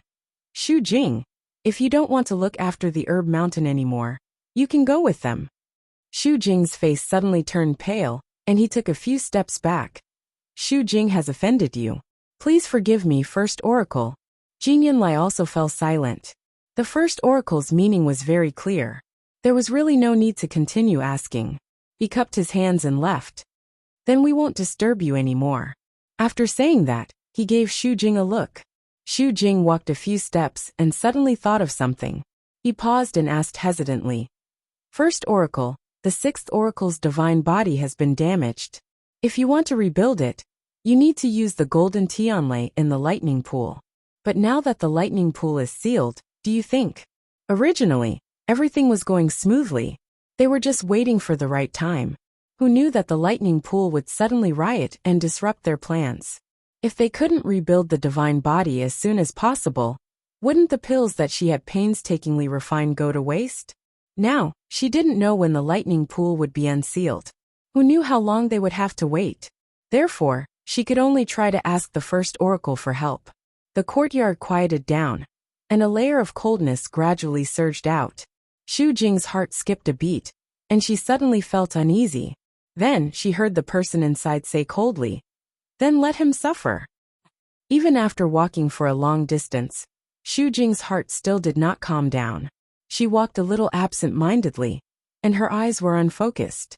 It wasn't until Jin Yunlai was about to go in another direction that she came back to her senses. She quickly walked a few steps and came in front of Jin Yunlai. When did the sixth oracle offend the first oracle? Jin Yunlai frowned. How would I know? Xu Jing's lips were still a little pale. She couldn't help but mutter in a low voice. This can't be. The first oracle has been in seclusion for many years, but the sixth oracle just came back not long ago. How could he offend the first oracle? Moreover, the first oracle is indifferent and rarely gets angry. But just now, when she mentioned the sixth divine envoy, the first divine envoy's voice contained a rare hint of anger. Jin Yunlai also heard it. This was different from the time when she wanted to rush in and annoy the first oracle. The sixth oracle seemed to have made a big mistake. So much so that the first oracle refused to help him rebuild his divine body. To him, this was clearly a piece of cake. Xu Jing suddenly thought of something, and her expression changed slightly. That's right, when the sixth oracle mentioned the first oracle, he seemed to be very frightened.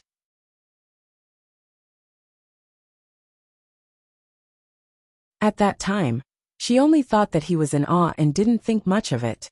But now that she thought about it, Jin Yunlai looked at her and said, "If you really want to know, why don't you just ask the sixth oracle?" At this moment, Chu Luiyue and Mu Hongyu walked out of the divine gate and arrived at the silver bridge again. Chu Luiyue looked around as she walked. Soon she saw a familiar figure. Nan Jinshu. Mu Hongyu immediately followed her gaze. Where is he? Above the deep blue sea in the distance, there was a person flying through the air. It was Nan Jinshu. He went deeper into the illusionary god sea before stopping. Then he rushed directly into the illusionary god sea.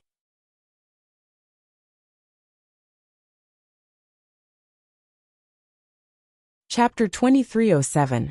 The onlookers on the silver bridge grew restless when they saw this. Nan Jinshu actually went in just like that? Even Her Eminence can't stay in the Mirage God Ocean for too long. Where did he get his confidence from? The Mirage God Ocean contains an abundant amount of energy. It can greatly increase one's strength if one refines one's bones and blood, but it's also extremely dangerous. I wonder how long it'll take for Nan Jinshu to come back up. Chu Liuyue's expression hardened. Waves surged in the distance, and the aura was piercingly cold. Even though he was standing on the silver bridge, he could still clearly feel the terrifying power contained in the sea below. Even she didn't have much confidence that she would be able to return safely after going down. Nan Jinshu, she held her breath and focused. While keeping an eye on Nan Jinshu's situation, she also listened carefully to her surroundings. I wonder if Diwu Zhangzi can sense the changes outside. She glanced out of the corner of her eye and saw that Mu Hongyu seemed to have entered a meditative state. Her brows were slightly furrowed, and her expression was calm. She was looking at the Mirage God Ocean. The noise on the silver bridge gradually dissipated. As time passed, the crowd gradually quieted down. Many people were curious about the Mirage God Ocean and wanted to go down to take a look, but none of them had made up their minds to do so. After all, everyone only had one life. Moreover, the seventh divine emissary had made it very clear that once they left the heaven gate, they would die regardless of whether they lived or died. When the time came, they wouldn't even have anyone to call for help. Thus, everyone waited in tacit understanding. It wouldn't be too late to make a decision after Nan Jinshu's situation cleared up. After a long while, nothing seemed out of the ordinary. Chu Luiyue was a little disappointed and worried. I wonder how Diwu Zhangzi is doing. Mu Hongyu, on the other hand, changed her position and looked in another direction. Chu Luiyue didn't disturb her. Suddenly, the crowd became restless again. Chu Luiyue instinctively turned around and saw two young men walking out of the heavenly gate one after another. These were two completely unfamiliar faces, but Chu Luiyue could vaguely guess the other party's identity the moment she saw them. Judging from his noble aura, he was probably an oracle as well. Sure enough, some sharp-eyed people had already recognized the identities of these two people and hurriedly bowed. Greetings, 9th and 10th divine emissaries. Hearing this, the remaining people immediately bowed. Jiulong and Shiyin only nodded slightly. They didn't say anything and walked down. When he passed by Chu Luiyue nodded slightly. Jiulong suddenly stopped in his tracks and turned to look at Chu Luiyue. Are you Sheng Guanyu? Chu Luiyue looked up. The young man's face was filled with curiosity and inquiry. Chu Luiyue nodded. Exactly. Jiulong laughed. You're quite capable. This didn't sound like a compliment. Shiyin glanced over. Jiulong, let's go. The two of them had always had a good relationship, so the way they addressed each other was more casual. Jiulong retracted her gaze and followed Shiyin. The two of them arrived at the bottom of the silver bridge. Then, with a flash of their figures, they disappeared from the spot. Divine emissaries were all above the god realm, so crossing the illusion god sea wasn't a problem for them. But the question was, where were they going? The two oracles actually left the heaven gate. What are they doing? These two rarely show their faces in public. That's right. This is the first time I've seen them after so many years. I didn't expect them to be here. All sorts of discussions broke out. There were also a few people silently sizing up Chu Luiyue. What did the ninth divine emissary mean by that? Chu Luiyue narrowed her eyes. In truth, she had caused a lot of trouble in the illusion god palace recently, so it was normal for the oracles to be curious about her. What she wanted to know more was why these two had gone to the divine ruins world. For two oracles to be dispatched at the same time, it must be no small matter. After thinking for a while, she couldn't find any clues, so she temporarily suppressed this thought. Master, Yu Jiu and Shiyin went out. I think it has something to do with Nan Jinshu. In the room, Rongxiu sat behind the table, reading a book in his hand. Hearing Yanqing's words, he replied with a and flipped a page of the book. Other than that, there was no other reaction. Yanqing hesitated for a moment and asked, "Why don't I go and find out where they went?" Rongxiu's thin lips curved. No need to ask. They went to the god-slaying mound. God-slaying mound? Yanqing was shocked. Why are they going to the god-slaying mound at this time? For the last zither score, of course. Other than that, what else could make the illusion god palace do such a big thing? Yanqing frowned. That zither score is also very important to Madam. If they find it first, they won't find it. Rongxiu laughed, put down the book and looked out the window. It will belong to whoever it belongs to. Yanqing retreated from the room. He was a little worried at first, but judging from his master's reaction, it seemed that he didn't care too much about it. Wind element pill. 1 Platycladus orientalis, 3 Huaimingzi, 1 golden sand vine. Little Hachi's lazy voice came. Yanqing looked up and saw little Hachi and Jian Fengqi sitting face to face in the yard. Jian Fengqi was holding a book in his hand, and there was a pile of herbs on the stone table in front of him. Listening to little Hachi lazily reciting the prescription of the wind element pill, Jian Fengqi's eyes twitched. You really know everything on this list. Little Hachi chuckled and picked a Jinling fruit. Her delicate hands were slender and delicate, as if they were carved out of jade. They seemed to be more crystal clear than the Jinling fruit. She put the Jinling fruit into her mouth, and her voice was a little muffled.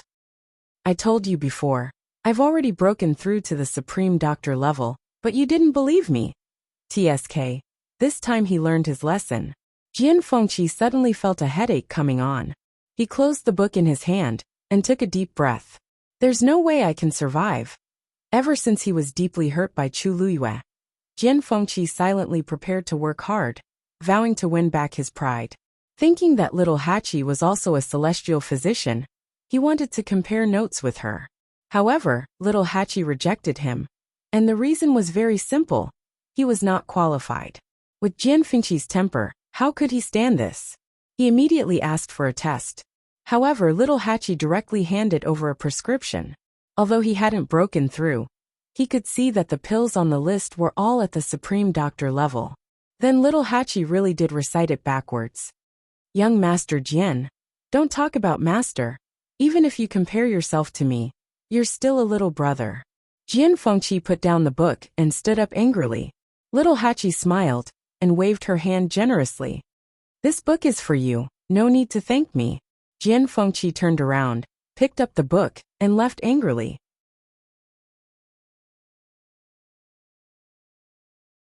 Chapter 2308. Tisk, it's been so many years. Haven't you suffered enough blows yet? Little Hachi smiled leisurely. Your courage is commendable. Jian Fengqi staggered and walked even faster. After a while, his figure disappeared outside the door. Well, it was obvious that he had gone to the herb mountain. Little Hachi was in a good mood after dealing a blow to the proud young Master Jian in all aspects. She glanced around and saw Yanqing. She smiled and said, "Oh Lord Yanqing, where are you going?" Her greeting was just a casual greeting. Who would have thought that Yanqing would take a step forward and walk over to her? When he was 3 steps away from Little 8, he stopped and stood still.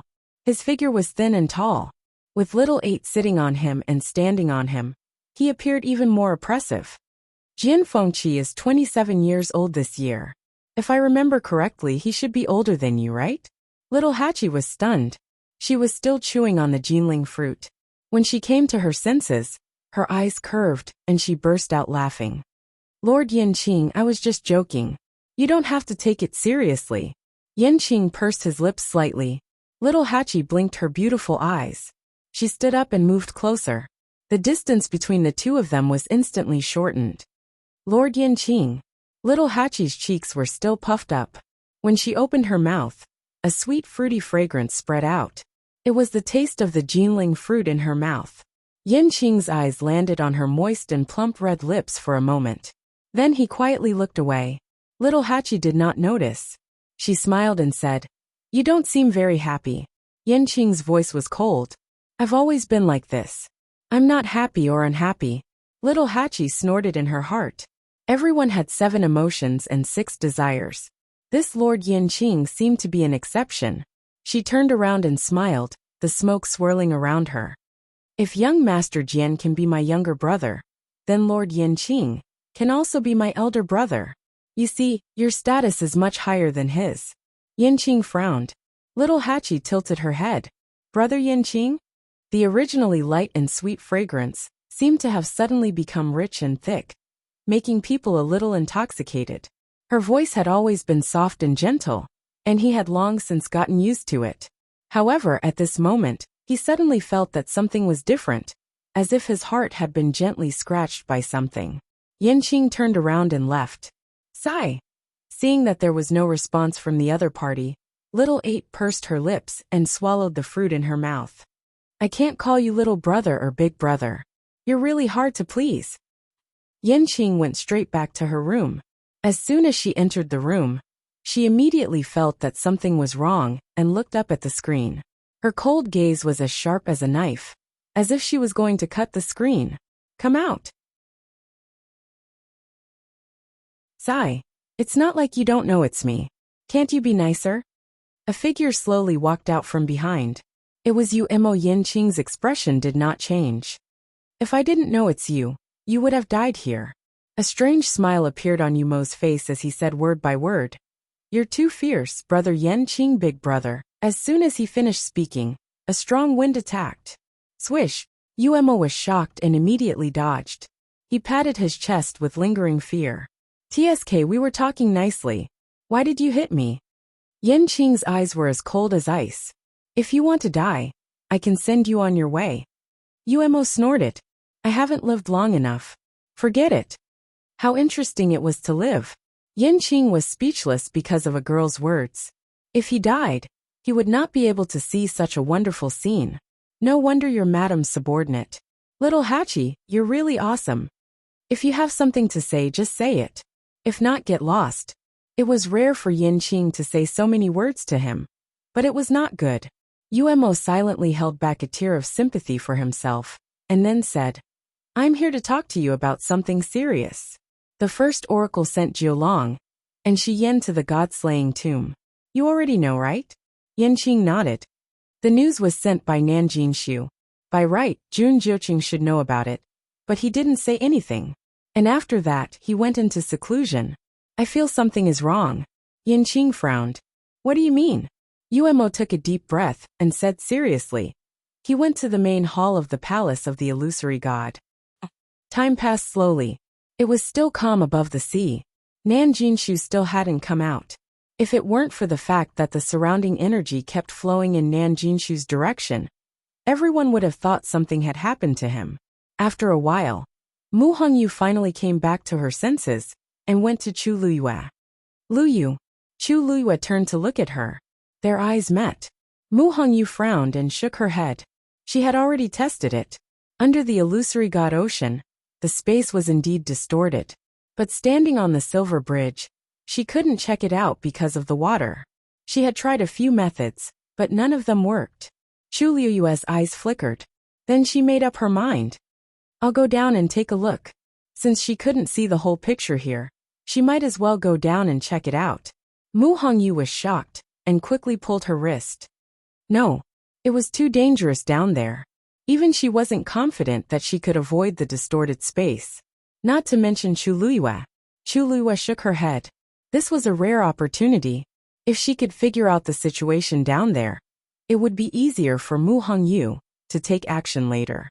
Hearing the conversation between the two of them, many people around them looked over in surprise. Shangguanyu wants to go down there? She's too bold. I heard that she crossed the sea very easily before. She even brought a few high gods with her. She must be quite confident, right? That's different from this. The illusory god ocean. She might not be able to come back up after going down. Besides, she doesn't have the first divine envoy's permission. Isn't she just digging her own grave? Let's just wait and see.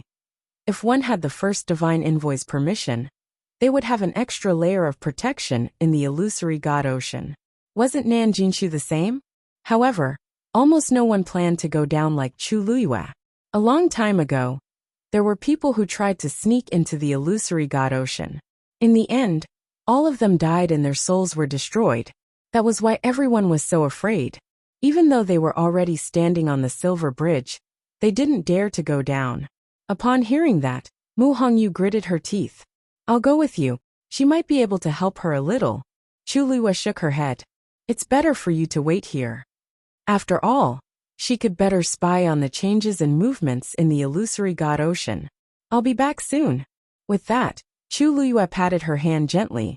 Then she tiptoed and headed in Nanjing Shu's direction.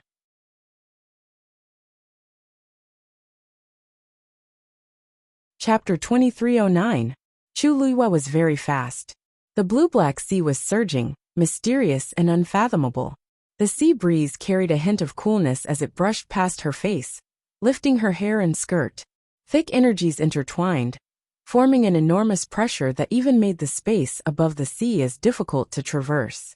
Chu Luyue's body flickered with a dazzling light. Whoosh! She summoned the star darkness sword and gripped it tightly in her hand. A faint golden light flickered, appearing especially bright and eye-catching in this dark sky and sea. The further she went, the heavier the pressure. The smell of blood gradually spread in the air. It was very faint, but it could not be ignored. Chu Luyue's heart trembled. Suddenly, Her footsteps paused as she stared ahead. A deep whirlpool had appeared on the surface of the sea not far away from her. The surrounding seawater flowed quietly without the slightest sound. If not for the fact that Chu Luyue was standing very close, she probably would not have noticed it. Streams of incomparably vigorous power also surged downwards. A figure was faintly discernible. Chu Luyue only needed a glance to recognize that person. It was Nan Jinshu. At this moment, there was a palm-sized seal floating quietly above his head. His entire body was suffused with a layer of faint red light, forming a natural barrier. Those fierce surges of energy collided with it, and were silently swallowed without any sound. The power contained in that seal was powerful and noble, and clearly did not come from Nan Jinshu. That was the seal of the first divine emissary. Chu Luyue's heart trembled as she moved closer, wanting to see it more clearly. She was very curious about this first divine emissary. After coming to the Illusion God Palace, she had seen several divine emissaries. But the most mysterious one was the first divine emissary. Even if she had not seen him, she could clearly feel that the first divine emissary's status was far higher than the other divine emissaries. Even the second divine emissary Yu Qian was the same. Moreover, he was in charge of the Illusion God Ocean. If she wanted to save Diwu Zhangzi, she had to find a way to get past the first divine emissary. However, after walking forward for a short distance, she felt an invisible force stopping her from going any further. Chu Luyue frowned slightly. This aura, why does it seem so familiar? He couldn't describe the specific feeling, but there was indeed an inexplicable sense of familiarity, as if he had seen it somewhere before. Chu Luyue furrowed his brows and thought for a while, but to no avail. He could only put this idea aside for the time being. Nan Jinshu's aura kept growing stronger. Chu Luyue hesitated for a moment before finally rushing into the illusionary god sea. In the lonely and quiet cage, Duge Mabao suddenly opened his eyes and frowned. A moment later, a cloud of black fog condensed outside the cage. A hoarse and gloomy laugh came from inside. She actually went to the illusionary god sea. It can be seen that she really cares about Diwu. In order to save him, he didn't even hesitate to take such a risk. TSK, even if Diwu dies this time, he should be able to rest in peace, right? Even though he was smiling, his tone was filled with hatred as he gnashed his teeth. Diwu Zhangzi suddenly betrayed him back then. This debt had yet to be settled. Duge Mabao's brows gradually relaxed, and he returned to his usual cold and indifferent appearance. Isn't it natural for her to go to the illusionary god sea, including Herb Mountain, Lightning Pool, Phoenix Cry Mountain, and even the illusionary god palace? Where can she not go? Of course, she can't go now. The person opposite him seemed to be infuriated, and his voice became shrill. Don't forget who is in charge of the illusionary god sea now. She's just digging her own grave by going there this time. Duge Mabao suddenly laughed and mocked. You don't even dare to kill me, let alone her? The person in the black fog suddenly fell silent. After a long while. You're right. I won't take any of your lives now. However, if you think that I can't do anything to you, you're too naive. When Lan Xiao reconstructed his divine body, he swallowed a total of 5 golden tianlei, right? Duge Mabao's heart suddenly sank. Then he heard the voice say again. The 6th divine envoy needs to reconstruct his divine body now. But unfortunately, the lightning pool has been sealed, so it's been delayed. Although I can't kill Lan Xiao, it's easy for me to take the power of the tianlei in his body. Splash! Chu Luyue rushed into the sea. In an instant, a bone-chilling coldness surrounded him from all directions. It was as if dense steel needles were stabbing him endlessly. It was as if they wanted to pierce through his flesh and bones. Chu Luyue waved her hand lightly, and a beautiful transparent barrier surrounded her. With this barrier's protection, the bone-chilling coldness lessened significantly. She looked forward. She could see Nan Jinshu's figure more clearly here. The vortex continued to suck in the surrounding energy, and in the end, all of it poured into his head from the top of his head. He closed his eyes, clenched his fists, and frowned. He seemed to be in pain. The power of the seawater was enough to kill a high god on the spot. That was why even Her Eminence had to go through a lot of torture here. This was the result of him being protected by the seal. If Nan Jinshu came here himself, he wouldn't be any better than those high gods. A thin ray of light suddenly appeared in front of Chu Luiyue. The sea water surged, and the ray of light drifted over with the waves. Chu Luiyue suddenly felt a deep sense of unease. She turned around and went to the side. The thread-like light floated past her feet. An extremely thin black spatial crack appeared. Chu Luiyue's pupils contracted.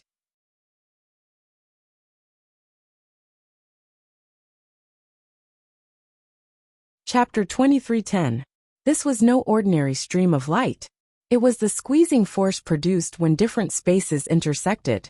Chu Luiyue held her breath, her temples throbbing. If she had not dodged in time, she would have. She looked down and saw that stream of light quickly dissipate. However, in the depths of this sea, there were similar streams of light that were faintly discernible. Mu Hongyu had said before that under the illusory god sea, countless spatial forces intersected, and it was extremely dangerous. Now it seemed that she was right. If Diwu Zhangzi was really trapped down here. Chu Luiyue gritted her teeth. Diwu Zhangzi did not have a divine body, and did not have an advantage to begin with. If he went through so much torture, the mastermind purposely separated Diwu Zhangzi and Duguma Bao, and locked him up here alone. Why? At this moment, she suddenly felt a chill on her back. Her heart skipped a beat. Without thinking, she immediately turned around and swung her sword. Piercingly cold sword chi flew out. Psst! There was the faint sound of something being cut apart. A slender stream of light was instantly cut into two. Chu Luiyue exhaled softly. Then, she suddenly thought of something, and looked at Nan Jinshu again.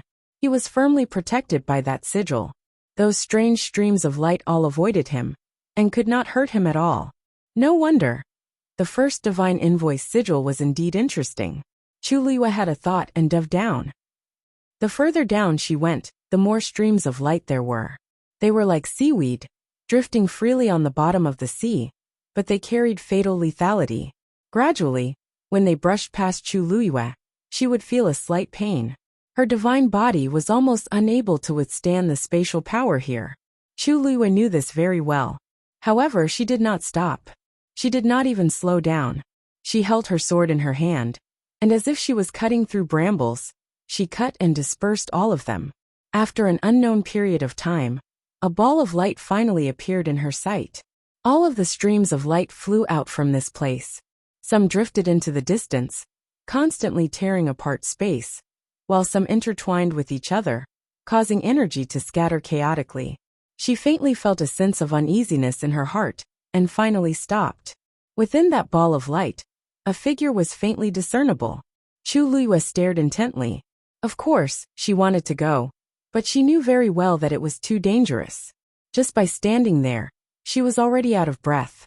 If she were to move forward, suddenly, a strange fluctuation came from the interspatial ring on her finger. Chu Luiyue was stunned and subconsciously looked down. Suddenly, a stone rolled out from within. It gently floated down. Chu Luiyue immediately stretched out his hand to grab it, but the rock easily dodged, and then ran down at an even faster speed. Just as Chu Luiyue was filled with doubts, a stream of light flew over, and was about to cut the stone. Chu Luiyue frowned. Although she didn't mean to bring these stones back, after a long time, she still had some feelings for them. Especially since these stones had helped her a lot in the past, and saved her from danger several times. Naturally, she couldn't bear to part with them. Just as she was about to make a move, a scene suddenly happened in front of her, causing her to pause. She saw that the stone suddenly emitted a warm orange light. That was the god domain inside. This god domain completely enveloped the stone. Then, that silver thread-like stream of light flew over and automatically wrapped around the stone, merging into the god domain. Chu Luiyue was shocked and almost suspected that she had seen wrongly. She closed her eyes and looked again. The scene in front of her had not changed at all. The stone floated silently in the air, easily neutralizing the ferocious energy contained in the streak of light. At first glance, it looked like a thin thread tied to the stone. Since the stone did not move, the thread could only float gently on the spot. Chu Luiyue blinked. Is this stabilizing that small space? Just as she was filled with shock, a second stone rolled out of the universe ring. Just like the previous one, this one ran to another location. After wrapping around a stream of light, it stayed there quietly. Chu Luyue almost immediately felt that the chaotic and heavy pressure around her had lessened a little. Although it was very subtle, it was indeed there. Just as she was stunned, more and more stones ran out and spread out in all directions. At this moment, Mu Hongyu was standing on the silver bridge and waiting anxiously. She stared in the direction where Chu Luyue had disappeared. Her hands were clasped together, and her heart was hanging high. Luyue had already gone down for a while. Why was there no movement at all? Gradually, all kinds of discussions could be heard around her. It's been so long, but Shang Guanyu still hasn't returned. Could something have happened to her? I don't think so. I heard that she has a few trump cards on her. Other things aside, she should have no problem staying alive. That's hard to say. It's risky to enter the Mirage God Ocean without the first divine envoy's permission. Mu Hongyu frowned. At this moment, she was suddenly shocked. She looked at the sea in the distance, and a trace of disbelief flashed across her eyes. The countless intersecting spaces under the sea seemed to be gradually stabilizing. She took a few steps forward, not daring to breathe too loudly, afraid that she was mistaken. However, everything was proceeding in an orderly manner. The scene in her mind was gradually becoming clearer. Nan Jinshu soon noticed that something was wrong. That was because the energy flowing into his body was gradually decreasing. At a certain moment, he finally opened his eyes and looked up. The vortex had shrunk a lot compared to before. Naturally, the energy contained in it could not be compared to before. How could this be? Nan Jinshu frowned. The energy in the Mirage God Ocean was endless. He was just taking a drop in the ocean to increase his cultivation base. Why was this not working? Soon, he realized that the reason for this was that the energy around him seemed to have dispersed a lot compared to before. Many of them were moving toward the depths of the sea. He took the opportunity to look down. It was fine if he did not look, but when he did, he was immediately horrified. In the depths of the dark sea, balls of light were quietly flickering. They were very close to each other. At a glance, they looked like a pile of gorgeous lights. However, he soon realized that this was not the case. That was because those balls of light were emitting a unique pressure. He was familiar with this feeling. That's a god domain? Nan Jinshu muttered in disbelief. Then, a light suddenly flashed across his mind. Shang Guanyu, isn't that her 3,000 god domains? She's here too. And she's even using her god domain to devour the energy in the Mirage God Ocean? Digression. An ink-stained February floated by. 5th update around 7 a.m. Chapter 2311. Chu Luyue crossed her arms and looked at the balls of gorgeous god territory floating in front of her. She rubbed her glabella, as if she had a headache. It shouldn't have been like this. She just wanted to check out the situation first, so that Mu Hongyu could rescue Diwu Zhangzi after she broke through to the Mahayana realm. She didn't expect to cause such a big commotion. She wanted to try to stop them, but she soon realized it was useless. These stones were sometimes obedient and sometimes disobedient. If they really made a scene, she couldn't do anything about it. Then it became like this. The countless intersecting spaces under the illusionary god ocean were almost all frozen. There was no longer that oppressive aura around. In short, it was very stable. Unfortunately, there was a barrier at the bottom that trapped Diwu Zhangzi. She tried to get closer, but she couldn't. It was also the only area that the 3,000 god territories hadn't touched yet. As for the other places around, Chu Luyue could even feel the slightest ripple in her surroundings. Shang Guanyu. Nan Jinshu's voice came from above, sounding flustered and exasperated. Chu Luyue looked up and waved her hand. Patriarch Nan, what a coincidence. Nan Jinshu's breath was stuck in his chest. Coincidence? Who's so coincidental with you? Why are you here? Nan Jinshu came to Chu Luyue and questioned her coldly. Chu Luyue smiled. If Patriarch Nan can be here, why can't I? Nan Jinshu snorted. I came with the permission of the first divine envoy. Of course, I'm different from you. You barged in here and used your god territory to forcibly take away the power that originally belonged to me. Shangguanyu, you've gone too far. If they were in the divine ruins realm, Nan Jinshu wouldn't have the confidence and courage to speak to Chu Luyue like this. After all, the entire Nan family was almost destroyed by Chu Luyue. He was deeply afraid and traumatized by her. But this was the illusionary god Ocean. How could someone like her, who didn't have a bloodline totem, be compared to him? Nan Jinshu's plan had been going well, and everything had been going smoothly. Of course, he was upset that someone had interrupted him halfway. Therefore he spoke very harshly. Chu Luyue raised her brows slightly, and her gaze quickly swept past the seal in his hands before she smiled lightly. Nan family head, I really didn't mean it. How could I have thought that, Nan family head? You actually couldn't even snatch a pile of stones. Nan Jinshu choked, and almost spat out a mouthful of blood. How is this a pile of rocks? These were clearly deity domains. Furthermore, these divine territories were all under her control. How could she possibly escape responsibility? Chu Luyue turned around and waved at a rock not far away. All right, time to go back. The rock retreated, and the light around it became even more resplendent. At the same time, it began to devour the surrounding power at an even more astonishing rate. Chu Luyue sighed and shrugged at Nan Jinshu. Nan family head, you saw it too. They really didn't listen to me. If she had a choice, she wouldn't have made such a big deal out of it. Nan Jinshu's eyes twitched violently. For a moment he felt deeply humiliated. However, Chu Luyue's expression was so sincere that he couldn't think of anything to refute her. Only then did he realize that the space here seemed to be under Chu Luyue's control. It was no longer a threat to her. The illusionary god Ocean. Wasn't the illusionary god Ocean extremely dangerous? Why was it suddenly different when it came to Chu Luyue? He had relied on the first divine invoice seal to barely protect himself. What about her? She relied on these rocks. Nan Jinshu couldn't help but look at the seal in his hand. He suddenly felt that all his previous plans were a joke. As long as Chu Luyue was here, he wouldn't be able to continue cultivating. He gritted his teeth and said, "The first divine envoy will know. The first divine envoy will definitely find out what you've done. Let's see how you explain yourself then." Chu Luyue nodded in agreement. That's great. I'd like to meet him too. Nan Jinshu's chest tightened.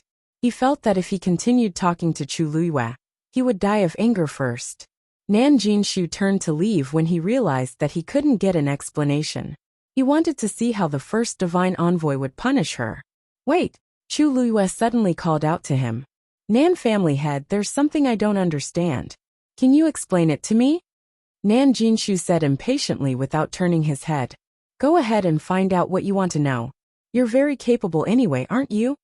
But the next moment, Chu Luyue's figure moved, and she appeared in front of him, blocking his path. Nan family head, why are you in such a hurry to leave? It doesn't matter if you leave earlier or later. It won't affect your cultivation too much, Chu Luyue said with a smile. Nan Jinshu's lips moved, but when he saw the Star Spectre sword appear in her hand, he swallowed his words and changed the topic. What do you want to know? Chu Luyue's lips curled up. It's not a big deal. I'm just curious. Where did you get this seal? Nan Jinshu was stunned. He said coldly, the first divine envoy gave it to me personally, of course. That's right. Why would he give it to you? Chu Luyue nodded and took another step forward. The divine envoys have asked to meet him many times, but the first divine envoy has refused to meet him. However, Nan family head, you're very capable. Not only did you meet him, you even got this seal. I've been curious about this. Please tell me more about it. Nan Jinshu's eyes widened. What did you say? Shangguanyu, what are you dreaming about? Why should I tell you? This was the biggest secret of the Nan family and Family E. It also involved the palace of the illusory god. How could he tell Chu Luyue? Chu Luyue smiled kindly. I'm just a little curious. Why won't you tell me? Nan Jinshu ignored her and was about to leave. Whoosh! A piercingly cold sword chi pierced over, brushing past the top of his head. Nan Jinshu's movements suddenly froze as a chill ran down his spine. At this moment, He clearly realized that it was extremely easy for Chu Luyue to kill him if she wanted to. Shengguan Yu, don't you dare. Swoosh. A cold blade was pressed against his neck. Chu Luyue chuckled. Do you think I'd dare? Nan Jinshu's body tensed. He swallowed hard and sneered. It's good that you know. It's related to you anyway. Chu Luyue was stunned. Then, she heard Nan Jinshu say word by word. You have the first 2 pieces of music scores. You're quite capable. Unfortunately, you won't get the last one no matter what. Chu Luyue was shocked. Nan Jinshu knew where the 3rd piece of music score was. Where is the 3rd one? She asked coldly. Before Nan Jinshu could speak, the seal in his hand suddenly shone brightly.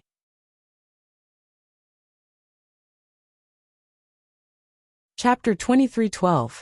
A scarlet light flew out and enveloped Nan Jinshu. A terrifying pressure descended upon him, encircling his entire body and forming a barrier. Clang! A wave of energy repelled Chu Luyue's Star Darkness sword.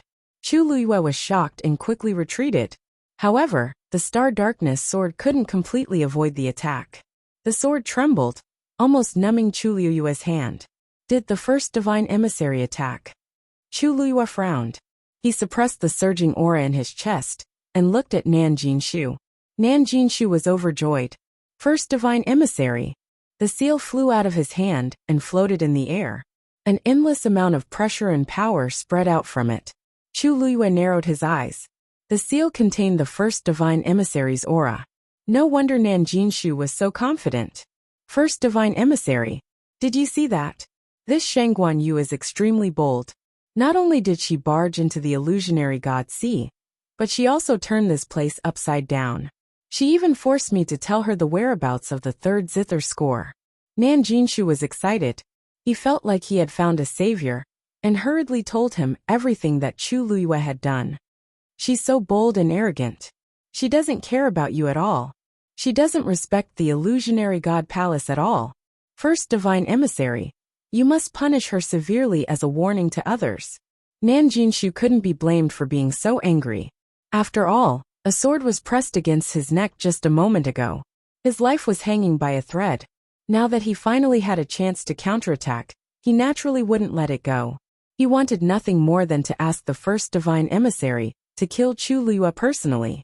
However, in the next moment, a cold and deep voice rang out from the talisman, causing Nan Jinshu to be stunned.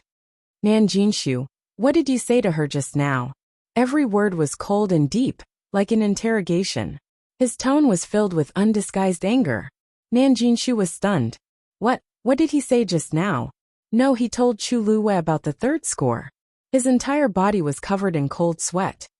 First messenger, I didn't do it on purpose. Shengguan Yu has been forcing me. This matter was extremely confidential, which was why the first divine emissary was willing to meet him and gave him the qualifications to cultivate in the illusionary god sea. If it was any other day, Nan Jinshu wouldn't have mentioned it so casually. But just now, Chu Luyue's sword was on his neck. He was angry and scared. In a moment of impulse, he actually blurted it out. He didn't expect the first oracle to know about it. Chu Luyue narrowed his eyes when he heard the voice. This voice was very unfamiliar, but the tone, it was strangely familiar. He felt like he had heard it somewhere before. Nanjin Shuxing was afraid that he would be punished. He quickly shifted the blame to Chu Luyue. First divine emissary, if she hadn't forced me, I wouldn't have said these things. Furthermore, the first 2 pieces of music are indeed with her. She had broken so many taboos. Just this alone should be enough to punish her, right? However, the first divine emissary didn't seem to listen to Nan Jinshu. Both of you, leave the illusionary god sea immediately. From now on, you are not allowed to come back. Nan Jinshu was stunned. First divine emissary, what do you mean? He didn't mind. He had made a mistake and should be punished. But, what about Chu Luyue? First divine emissary she. Before he could finish his sentence, the first divine emissary's voice came from the talisman again. Nan Jinshu, do you have any objections? His voice was very soft, but it made Nan Jinshu shiver. He hurriedly said, I wouldn't dare. No matter how unhappy he was with this result, he knew that he couldn't show it. wasn't going against the first divine emissary suicidal. No matter how much Nan Jinshu hated Chu Luiyue, and how much he wanted her to die here, he still had a brain. The first divine emissary clearly didn't intend to kill her. Other than chasing her out of the illusionary god sea, there wasn't any other punishment. Perhaps it was because he was afraid of the two scores? After all, the talisman had already recognized her as its master. It wasn't feasible to take it by force. Nan Jinshu thought about it, and felt that this was the only answer. He suppressed the surging emotions in his heart, and cupped his fists. Jinshu will leave now. After that, he gave Chu Luiyue a deep look before heading up to the sea. However, the talisman didn't leave with him. It just hung there quietly. It was only a few steps away from Chu Luiyue. Chu Luiyue stared at the talisman and suddenly asked, "First divine emissary, have we met before?" The talisman didn't answer. Several rays of red light swirled around, stirring up waves. Swoosh! The scattered stones finally returned to Chu Luiyue. Chu Luiyue had a thought, and put them all back into her universe ring. Then, the talisman quietly dissipated. It transformed into a crimson light that covered everything below. Chu Luiyue's eyes narrowed. This red light was exactly the same as the Red Moon Desert. She clenched her fists and finally turned to leave. Splash! The sound of water splashing attracted the attention of the people on the silver bridge. Countless pairs of eyes immediately gathered in that direction. They saw a figure rushing out of the water and heading in their direction. Nan Jinshu? Why is he the one coming out? Isn't he supposed to cultivate in the illusionary god sea? It hasn't even been a day. Is it over? His expression doesn't look right. After Nan Jinshu came out, he was shocked to see so many people gathered on the silver bridge. Those gazes made him extremely embarrassed. However, he couldn't go back now. He could only brace himself and go forward. Soon, he arrived on the silver bridge as well. The moment his feet touched the ground, he didn't stop and immediately headed toward the heavenly gate above him. There was no expression on his face. He exuded a dangerous and cold aura that kept people at arm's length. Anyone with eyes could see that he was in an extremely bad mood at this moment. The people around him quieted down. However, not everyone was wary of him. For example, Mu Hongyu. She quickly arrived in front of Nan Jinshu and stopped him. "Nan Jinshu, where's Lu Yu?" Nan Jinshu knew who she was talking about. His expression immediately turned ugly. "What does it have to do with me? If you want to know, why don't you go and see for yourself?" He hated Chu Luiyue to the core. Even hearing her name made him grit his teeth. Mu Hongyu raised her chin. "How troublesome. You're all in the illusionary god sea anyway. What's wrong with me asking?" Everything had been fine earlier. However, for some reason, she suddenly couldn't see what was going on below. She was worried. Of course, she had to ask Nan Jinshu about it. Suddenly, she narrowed her eyes and asked curiously, "Huh? Why is there a sword wound on your neck?"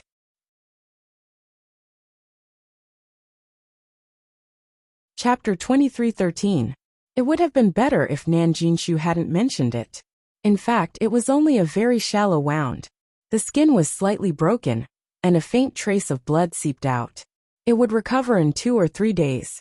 However, it constantly reminded Nan Jinshu of the humiliation he had suffered in front of Chu Luiyue.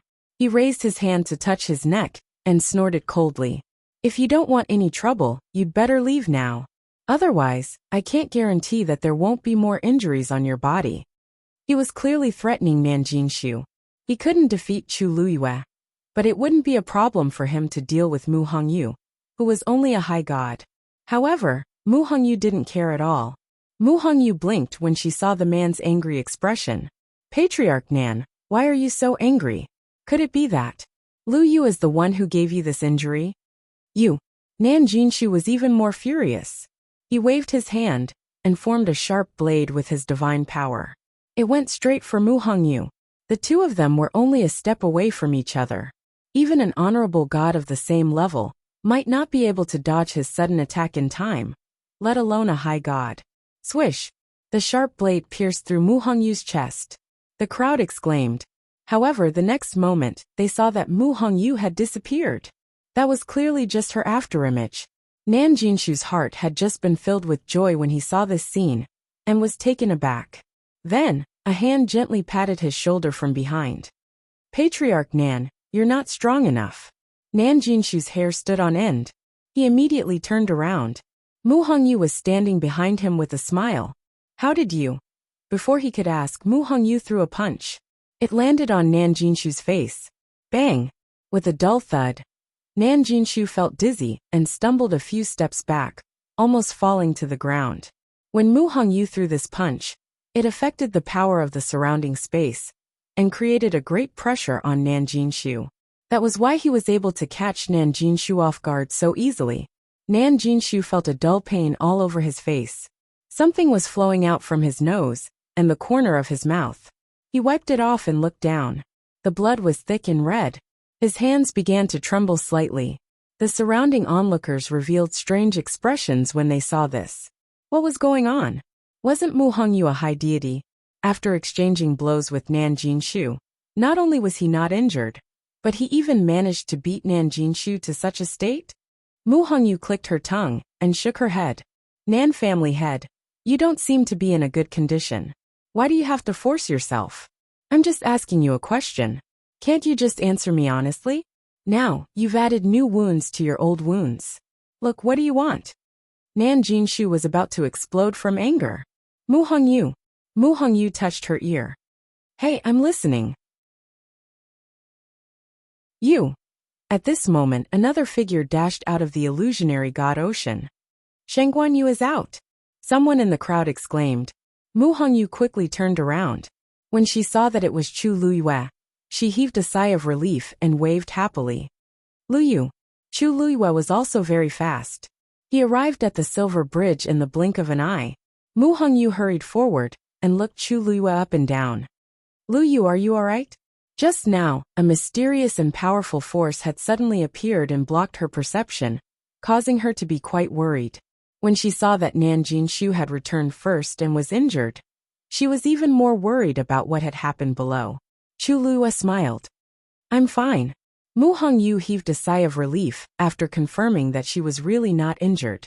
That's good, that's good. Chu Luyue looked up and saw Nan Jinshu covering his nose with blood all over his face. He raised his eyebrows in surprise. What happened to the Nan family master? He had only arrived a little earlier than her. Why was he injured again? Mu Hongyu coughed.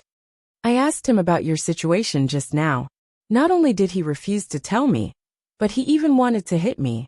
I had no choice but to retaliate. She sounded quite aggrieved. Everyone was speechless. Nan Jinshu's forehead twitched. This Mu Hongyu was really good at distorting the truth. Upon hearing this, Chu Luyue's expression turned cold. Nan Jinshu, did you attack Hongyu just now? Nan Jinshu could not deny it. He gritted his teeth and said, So what if I did? But she's not. Before he could say the word injured, Chu Luyue quickly went forward and harshly kicked Nan Jinshu's chest. Nan Jinshu instinctively wanted to block it. However, he was not as fast as Chu Luyue. There was a flash of light. Chu Luyue kicked Nan Jinshu with his long legs and accurately hit him. Bam! Nan Jinshu did not even have time to set up a barrier before he was sent flying. Everyone hurriedly moved aside. Nan Jinshu fell onto the silver bridge with a loud thud. Puffed! He spat out a mouthful of blood. His face was pale. When Chu Luyue attacked, she specially summoned her divine body. Hence, this attack almost took half of Nan Jinshu's life. Everyone retreated further when they saw that. Chu Luyue did not hold back. If they continued to fight, it would not be good for them to bleed. No one was worried about Nan Jinshu's condition. On one hand, most of the cultivators in the illusionary god palace were focused on cultivation. Most of them were not close to each other. On the other hand, Nan Jinshu had entered the illusionary god palace immediately after he arrived. He did not have much contact with them, let alone anything else. I didn't attack you just now, because you're the first divine envoy. However, that doesn't mean I'm a pushover. Chu Luyue dusted his clothes and said mildly. Everyone was shocked when they heard that. The first divine envoy. What happened down there that involved the first divine envoy? Next time, before you attack, please consider whether you have the ability to do so. Otherwise, if you fail and get beaten up, where will you hide your face in the future? Nan Jinshu was so angry that he could not speak. He spat out a few more mouthfuls of blood. He was already weaker than Chu Luyue. Now that he was beaten up by Chu Luyue and Mu Hongyu, he was even more miserable. Many people looked at each other and secretly exchanged glances. Chu Luyue's words were really interesting. Nan Jinshu had entered the illusionary god palace immediately, met the first divine envoy, and obtained permission to cultivate in the illusionary god ocean. Everyone thought that the first divine envoy would take good care of him. However, why did Chu Luyue not seem to be worried about causing trouble for himself after beating up Nan Jinshu?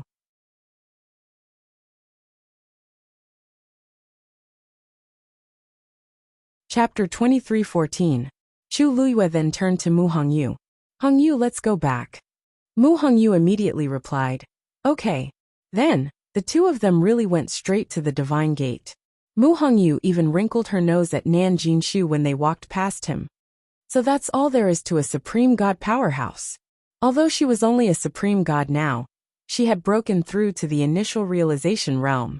Her combat power was on par with a supreme god powerhouse. Nan Jinshu choked. His vision turned black, and he almost fainted from anger. However, the two of them couldn't be bothered with him. They went straight to the divine gate and stepped through it. Their figures quickly disappeared behind the flickering barrier, leaving behind a group of dumbfounded people standing in the same place. They really went back. Just like that? Speaking of which, Shang Guanyu stayed in the illusionary god ocean for a few hours. How did she come out unscathed? That's not all. She even beat Nan Jinshu up. The first messenger is in charge of the illusionary god ocean.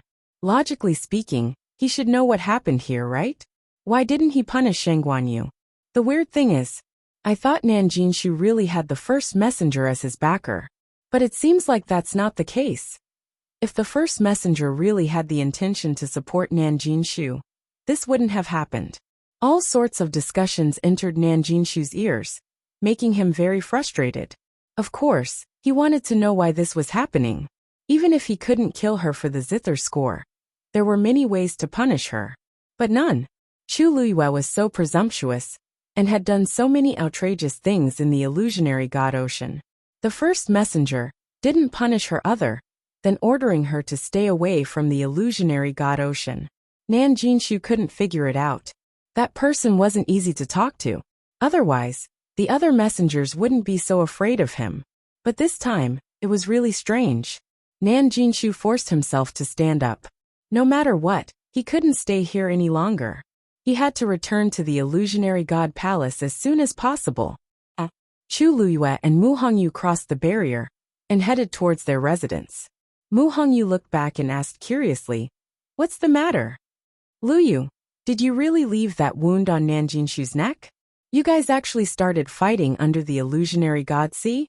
Chu Luyue pondered for a moment, then said, "Not really. It was just an exchange of pointers, but they didn't fight. To be precise, she had single-handedly attacked Nan Jinshu. Unfortunately, the first oracle had arrived too quickly and did not have time to ask about the whereabouts of the third score. After that, it would probably be difficult for him to ask again. Fortunately, this trip wasn't completely fruitless." Mu Hongyu nodded in understanding. "That's right.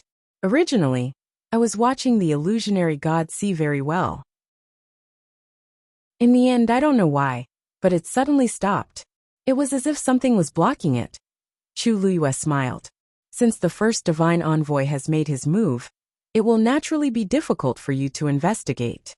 Mu Hongyu's almond-shaped eyes widened. Did the first divine envoy really go? Why didn't I see him? He didn't come in person. The seal that Nan Jinshu brought over contained a trace of the first divine envoy's aura. He came out when he sensed what Nan Jinshu and I were doing. I see.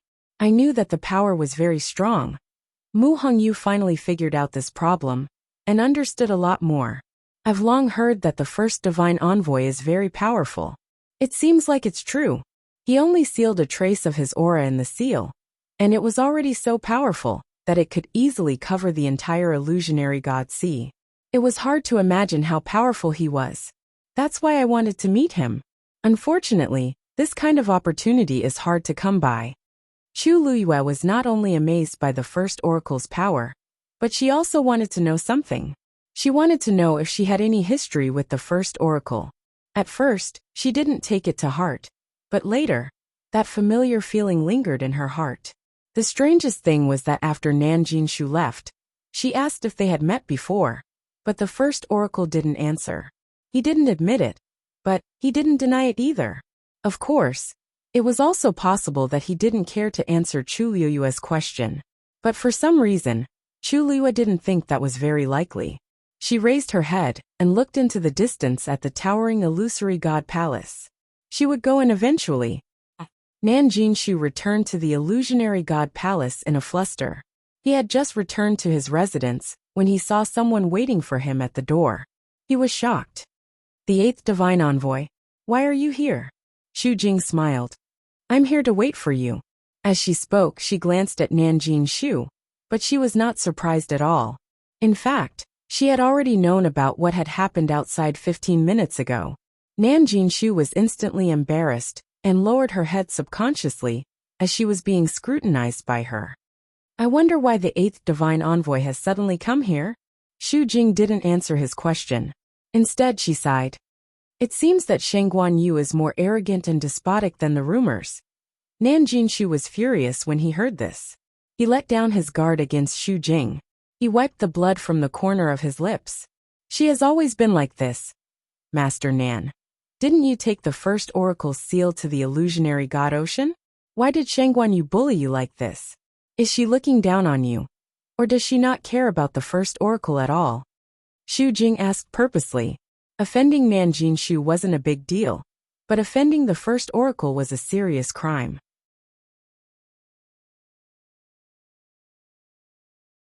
She thought that Nan Jinshu would be furious and would complain to the first divine emissary. However, Nan Jinshu's expression changed several times before he finally said, Don't worry, Mississippi. Finally, he said, Eighth divine envoy. Did you come here just to tell me this? Xu Jing was stunned. Nan Jinshu's reaction didn't seem right. While she was thinking, Nan Jinshu continued. The first divine envoy has already made his decision. Naturally, we can only listen to him, said the first divine envoy. Xu Jing's heart skipped a beat. She finally realized that the first oracle already knew about this. But the current situation was his choice. The first oracle didn't punish Chu Luyue. Xu Jing couldn't believe it, but Nan Jinshu didn't want to talk about it anymore. Eighth oracle, if there's nothing else. Of course there is. Xu Jing quickly reacted and suppressed the shock and confusion in her heart. The sixth oracle wants to see Master Nan. Nan Jinshu was stunned. The sixth oracle? Now. Xu Jing nodded and smiled. Master Nan, please follow me. This didn't give Nan Jinshu the right to refuse. Digression 6 p.m. Chapter 23:15. At this moment, Chu Luyue and Mu Hongyu returned to their residence. After the two entered the room together, Chu Luyue found a pen and paper and drew the spatial layout under the illusionary god sea for Mu Hongyu. This was actually very difficult. Under the illusionary god sea, countless spaces intertwined and overlapped, and were constantly changing. Even 1/10 of it could not be represented by the drawing on the paper. Fortunately, after the stones rolled out, they each froze a part of the space with the divine realm, which helped Chu Luyue a lot. In addition, Mu Hongyu stood on the silver bridge and watched for a long time, so she was aware of the situation under the illusionary god sea. Therefore, she could understand it. After a while, Chu Luyue finally stopped writing and handed over the map in her hand.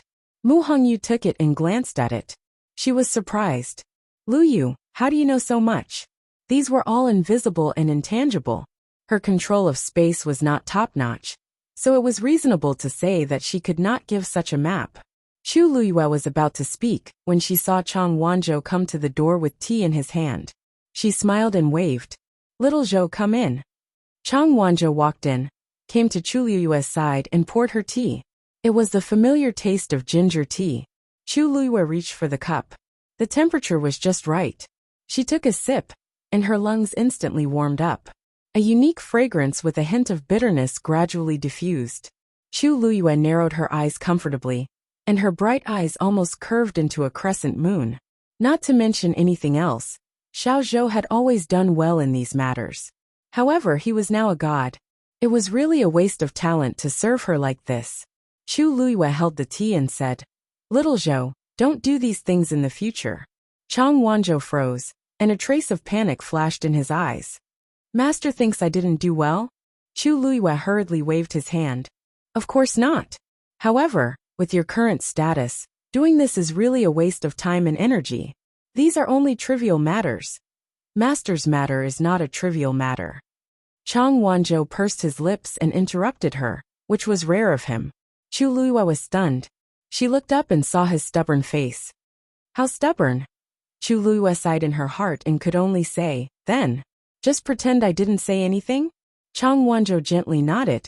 A few strands of messy golden hair hung down from his forehead, covering the ripples in his eyes. Only his rose petal-like lips, which were slightly raised, revealed some of his emotions. Chu Luyue helplessly held her forehead and smiled. Forget it. He could do whatever he wanted. Now that he had become a god, he was no longer as easily bullied as before. Chu Luyue retracted his gaze and looked at Mu Hongyu. "Here's what happened." Then, he told Mu Hongyu everything that had happened in the illusory god sea. Mu Hongyu was shocked and couldn't come back to her senses for a long time. So, your stones can suppress the space turbulence in the illusory god sea? Chu Luyue shook his head. Strictly speaking, it's not suppression. At most, it's just temporary. After all, those are the divine realms of the great gods, and their power is limited. She could feel that there was an extremely shocking power in the illusory god sea. It was not something she could resist at the moment. But at that time, this power had not erupted. Mu Hongyu was stunned for a while. Suddenly, she remembered something and asked in a low voice. "Then, what if it's the gravestone of the great gods?" She knew the origin of the pile of stones. Chu Luyue had gone to the Godslayer mound and obtained them from the tombs of the great gods. According to Chu Luyue, there were not only tombs of the great gods, but also of the great gods. Hearing her say this, Chu Luyue was also dazed. I really didn't think about it before. When she went to the Godslayer mound, her strength was limited, so she only stayed in the tombs of the great gods for a while. As for the area of the great gods, she really didn't go there. Normally, the gravestone of the great gods should contain more power, but no one can guarantee that the situation there will be the same as the great gods' tombs. Chu Luyue murmured. Back then, these stones had taken the initiative to follow her. But who could be sure that the same thing would happen a second time? The great gods were much more powerful than the great gods. Mu Hongyu wrinkled her nose. What if she could really bring back the gravestone of the great gods? Then it wouldn't be a problem for Chu Luyue to deal with the Mirage God Ocean. Chu Luyue tapped her hand on the armrest and fell into deep thought. Mu Hongyu's words made sense. After all, she didn't expect these stones to choose to follow her. Maybe she should find some time to go to the Godslayer mound again? Once she succeeded, her battle prowess would rise to the extreme. Chu Luyue was tempted. The palace of the Mirage God. Nan Jinshu followed Xu Jing to the residence of the sixth oracle. As soon as he entered the courtyard, Nan Jinshu smelled a faint bitter medicinal fragrance. He felt a little strange. The sixth oracle didn't seem to be a celestial physician. Why would there be a medicinal smell here? Xu Jing turned to look at him and said, "The sixth oracle came back recently. The sixth divine emissary has just returned from outside and is currently recuperating. You just have to answer whatever he asks later." Nan Jinshu immediately said, "Yes." Only then did Xu Jing step forward and knock on the door. "Sixth oracle, Patriarch Nan is here." A moment later, a hoarse voice came from inside. "Come in." Xu Jing gestured at Nan Jinshu with his chin. Nan Jinshu was startled and pointed at himself. I'll go in alone. Won't the eighth oracle come with me?" Xu Jing smiled. "The sixth oracle wants to talk to Patriarch Nan in private. I won't disturb you." Nan Jinshu was a little nervous, but he nodded and went in. Xu Jing closed the door. Creak. Nan Jinshu felt inexplicably nervous as he listened. He had been here for a while, and this was the first time an oracle wanted to see him. Nan Jinshu. The voice came from behind the screen. Nan Jinshu cupped his fists and bowed. Greetings, sixth oracle. Are you sure the third music score is in the god-slaying tomb? Nan Jinshu was stunned. At first, he found it strange that the sixth divine emissary knew about this. However, after thinking about it, he realized that the first divine emissary had already sent someone to investigate. He nodded. Yes. Did you tell Shengguan Yu about this? Of course not. Nan Jinshu said hurriedly. This is a serious matter. How would I dare to tell her about it? That's good. As long as you know what you're doing. Besides, I heard that she went to the illusionary god ocean without permission. Yes. This woman is very daring. Did the first oracle know about this?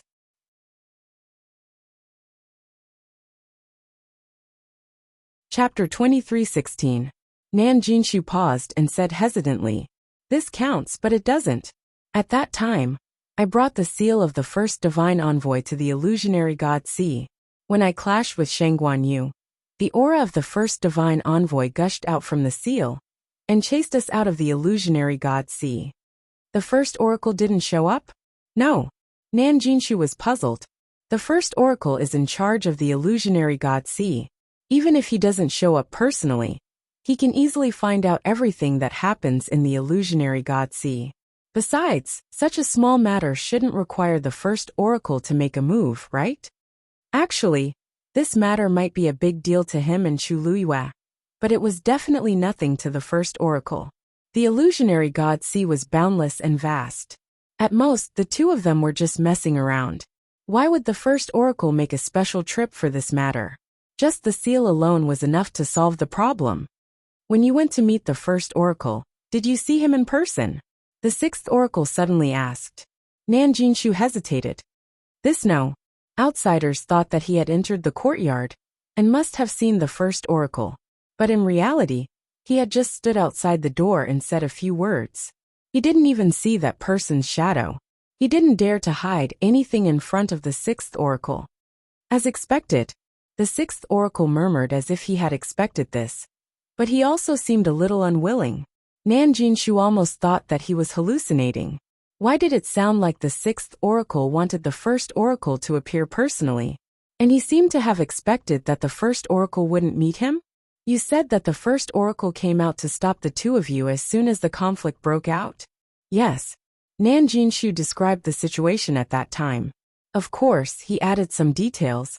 But he didn't know that Mo Shiqian was completely uninterested behind the screen.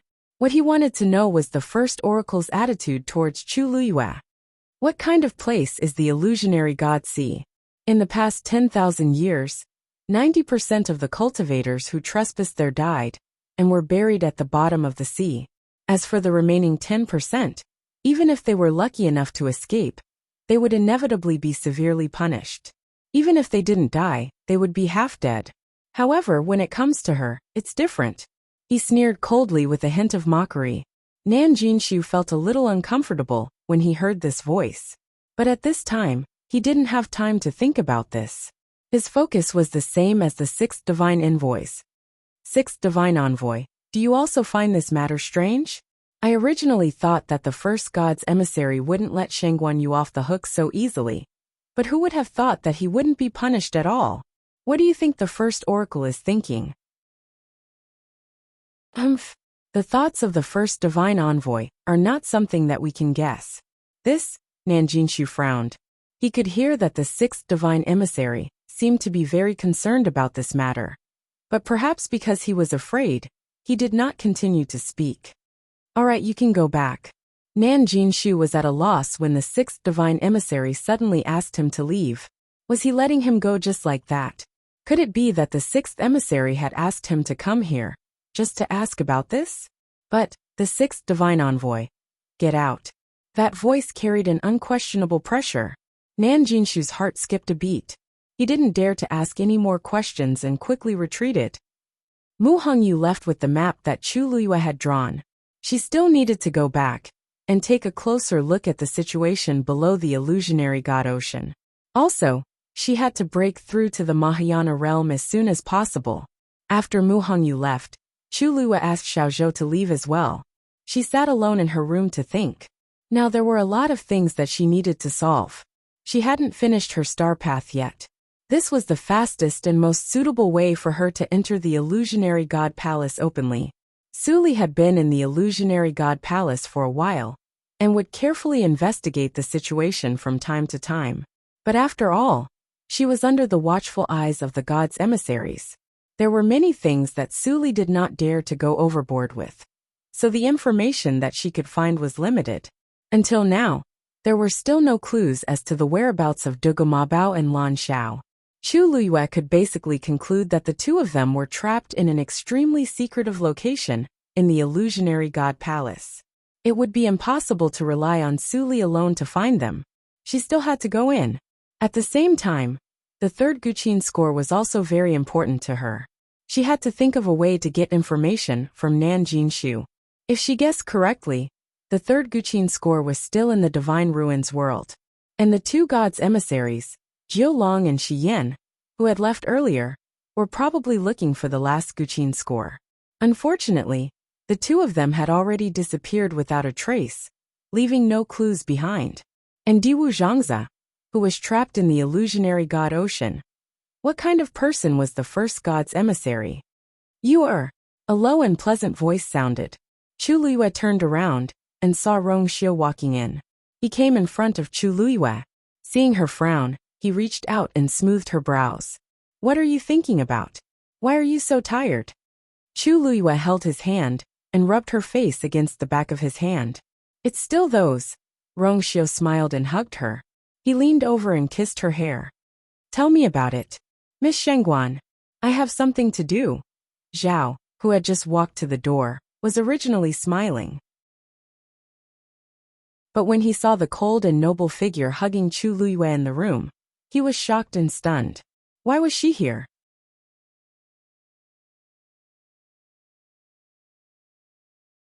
Chapter 23:17. The most important thing was that he seemed to have come at the wrong time. When the two people in the room heard the voice, they both looked outside the door.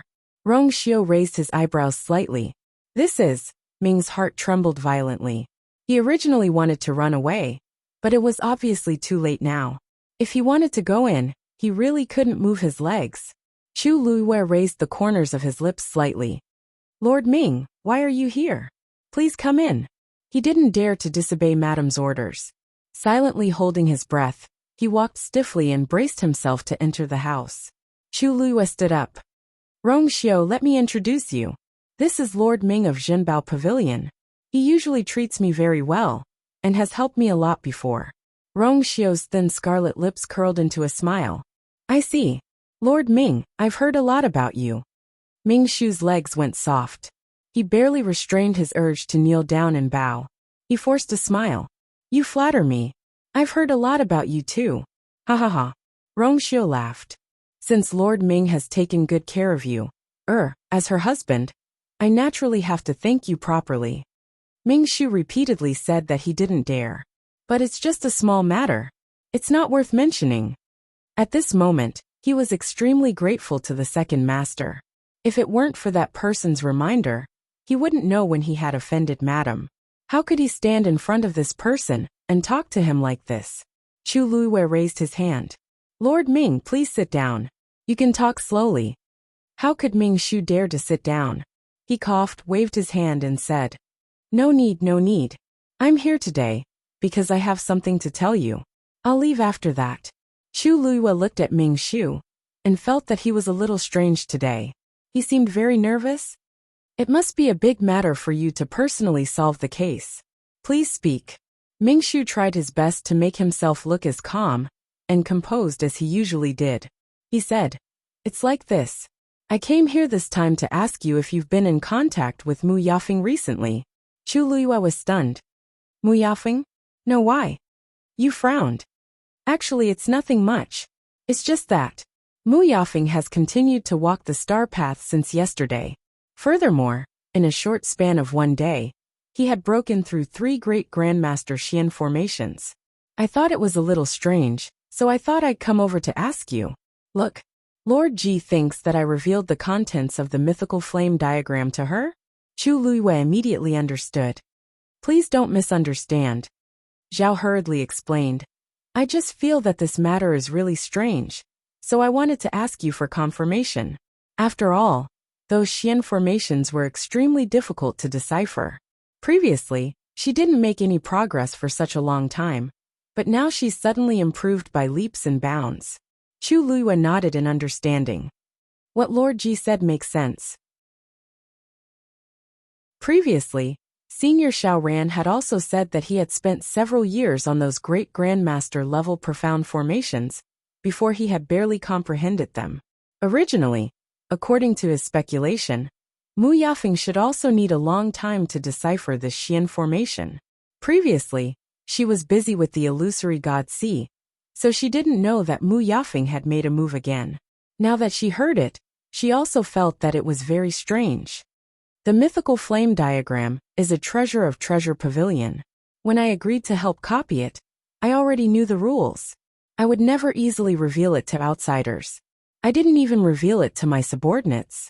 Lord Mingxu, you can rest assured about this. Yu hurriedly said. Of course I believe in your character. I have no intention of doubting you. Heavens! He was really just curious, so he came over to ask. Who knew that he would bump into this person? Wasn't this suspecting that there was something wrong with Madame? Even if he was given 10 more guts, he wouldn't dare to do this. If he had known that this person was here, he would never have stepped into this courtyard. Chu Luiyue smiled. I know that Lord Yu has no ill intentions. Actually, it's not just you. I also feel that it's a little strange. Mu Yafeng's talent is not bad, but with her own strength, it is indeed impossible for her to decipher 3 Grandmaster Xian formations in such a short time. Chu Luiyue's words were tactful. In fact, it should be said that it was absolutely impossible. If she had this ability, she wouldn't have dragged her feet on the Star Passage for so many years. In the eyes of many people in the Illusory God Palace, Mu Yafeng was already a rare genius. But in Chu Luiyue's opinion, but it was fine. Mingxu heaved a sigh of relief and said, not only that, she hasn't finished yet. She's still on the Star Passage. When I came here just now, I passed by and took a few glances. There was a bit of an irresistible force. Chu Luiyue was a little surprised. You mean, she plans to directly finish the Star Passage and enter the Illusory God Palace? Mingxu paused. It's hard to say, but if her performance is still like this, then it might really work. Chu Luiyue frowned slightly. In fact, she didn't care much about Mu Yafeng. But this matter was really strange.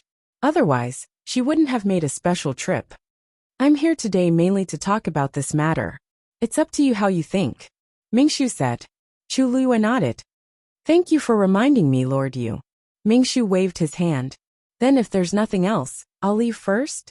There are still some things to deal with in the Treasure Pavilion.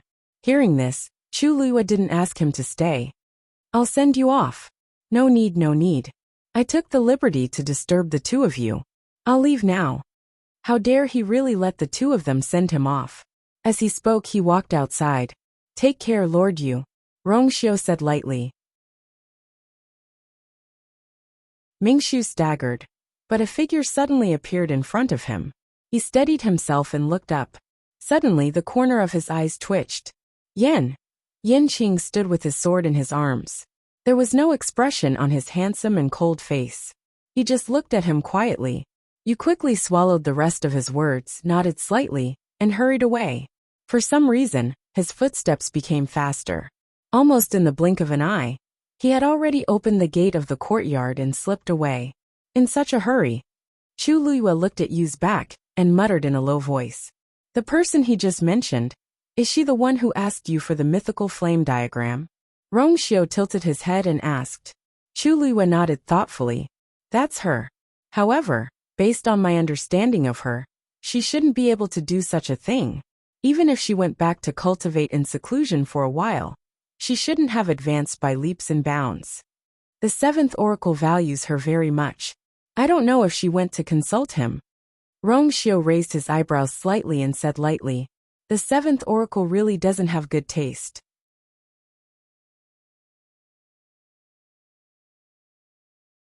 Chapter 23:18. His tone was light and indifferent, extremely natural. Chu Luiyue glanced at him, wrinkled her nose and smiled. There aren't many people who dare to say that the seventh divine emissary has no foresight. The divine emissaries had a very high status in the illusory god palace. Many people would be extra careful when talking about them, let alone such a straightforward judgment. Rongxiu bent his finger and lightly scratched her nose. Am I wrong? He's a Xian master himself. It's impossible that he can't see my Yuer's talent. Chu Luiyue shrugged and sighed. Isn't it because you don't have a bloodline totem? From the first day she came here, she deeply understood how much contempt and ridicule she would face without a bloodline totem. Rongxiu's eyes narrowed slightly as his finger lightly brushed across her forehead. Chu Luiyue's heart moved. She leaned closer and whispered, Rongxiu, the infinite divine dial, can only test people with bloodline power? Rongxiu looked at her. After a moment he said, Of course. Bang! A stream of light flew up and quickly bloomed into an extremely brilliant Xian formation. Mu Yafeng looked up with unconcealable excitement in her eyes. The fourth one. This was already the fourth Xian formation she had cracked in a row on the Star Road this time. And it only took her less than 2 days. Not far behind her, many people were watching. Seeing that she had successfully cracked another Xian formation, the crowd instantly became restless. What's wrong with Mu Yafeng? Why did she suddenly become so powerful? The further she goes, the more complicated the Xian formation is. I remember that she was trapped in a Xian formation for a long time and couldn't crack it in the end. So she had no choice but to give up. How long has it been? She's back again and her progress is so smooth. Her talent has always been outstanding. Maybe she suddenly had an epiphany. If this continues, she can really comprehend all the Xian formations and officially enter the illusory god palace, right? I thought it would be Shang Guanyu. Haha. What a joke. Shang Guanyu is very powerful, but she doesn't have a bloodline totem. It won't be her turn, right? That's true. But other than that, she's really powerful. Didn't you guys hear that she went to the illusory god ocean and came back safe and sound? She even beat Nanjinshu. If she didn't have the confidence, would she dare to do that? Mu Yafeng was in a good mood when she heard the envy and admiration of the people in front of her. However, the name that appeared later caused her eyes to turn cold. It was just because he had some talent that he dared to act so recklessly. I heard she was because she made demands of herself as the second divine emissary of God to the illusory god. She is really arrogant. The second oracle could tolerate her once or twice, but it was hard to say what would happen if she did it too many times. Mu Yafeng shook her head, dispelled the messy thoughts in her mind, and continued forward. This time, no matter what, she had to complete the star path and enter the illusory god palace. In the courtyard, Rongxiu and Chu Luiyue sat facing each other. A translucent chessboard floated between them. On it, the two chess pieces were fighting fiercely. Chu Luiyue stared at the chessboard and rubbed her chin.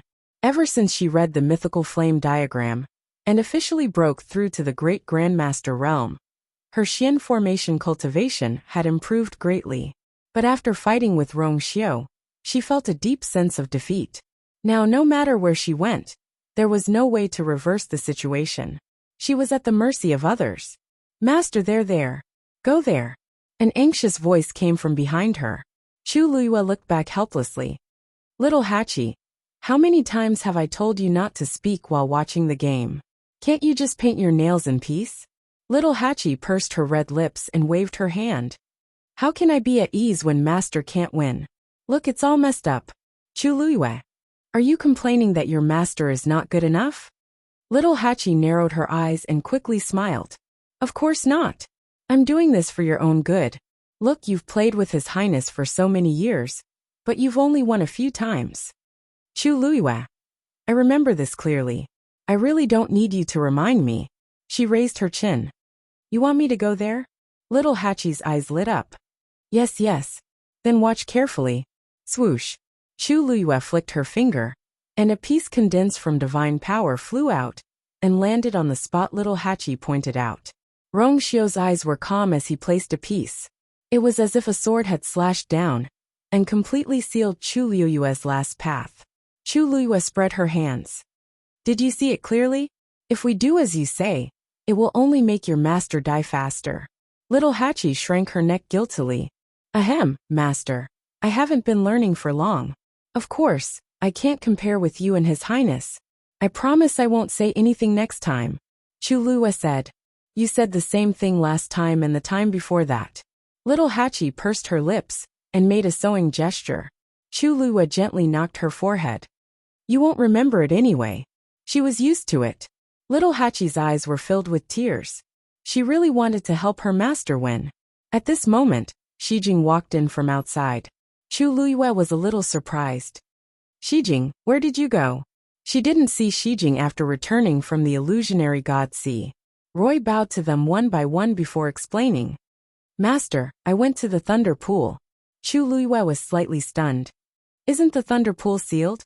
Now there shouldn't be anyone in the illusionary god palace going there. Shijing chuckled. Yes, but I just went to the shore to take a look. I didn't do anything else. Chu Liyue laughed. All the Tianlei in the thunder pool have been frozen. What's there to see? Shijing said. Nothing. Master, there are a lot of Tianlei in the thunder pool. The second oracle, and the others only sealed the upper layer. But the lower ones are still fine. Chu Liyue frowned slightly. Oh, how do you know? This matter was extremely confidential and hidden. Ordinary people definitely wouldn't be able to guess. Shijing paused. Just guessed. The Tianlei power below is still wandering around. If you stand close and take a closer look, you can see it. Chu Liyue looked at him meaningfully. Shijing.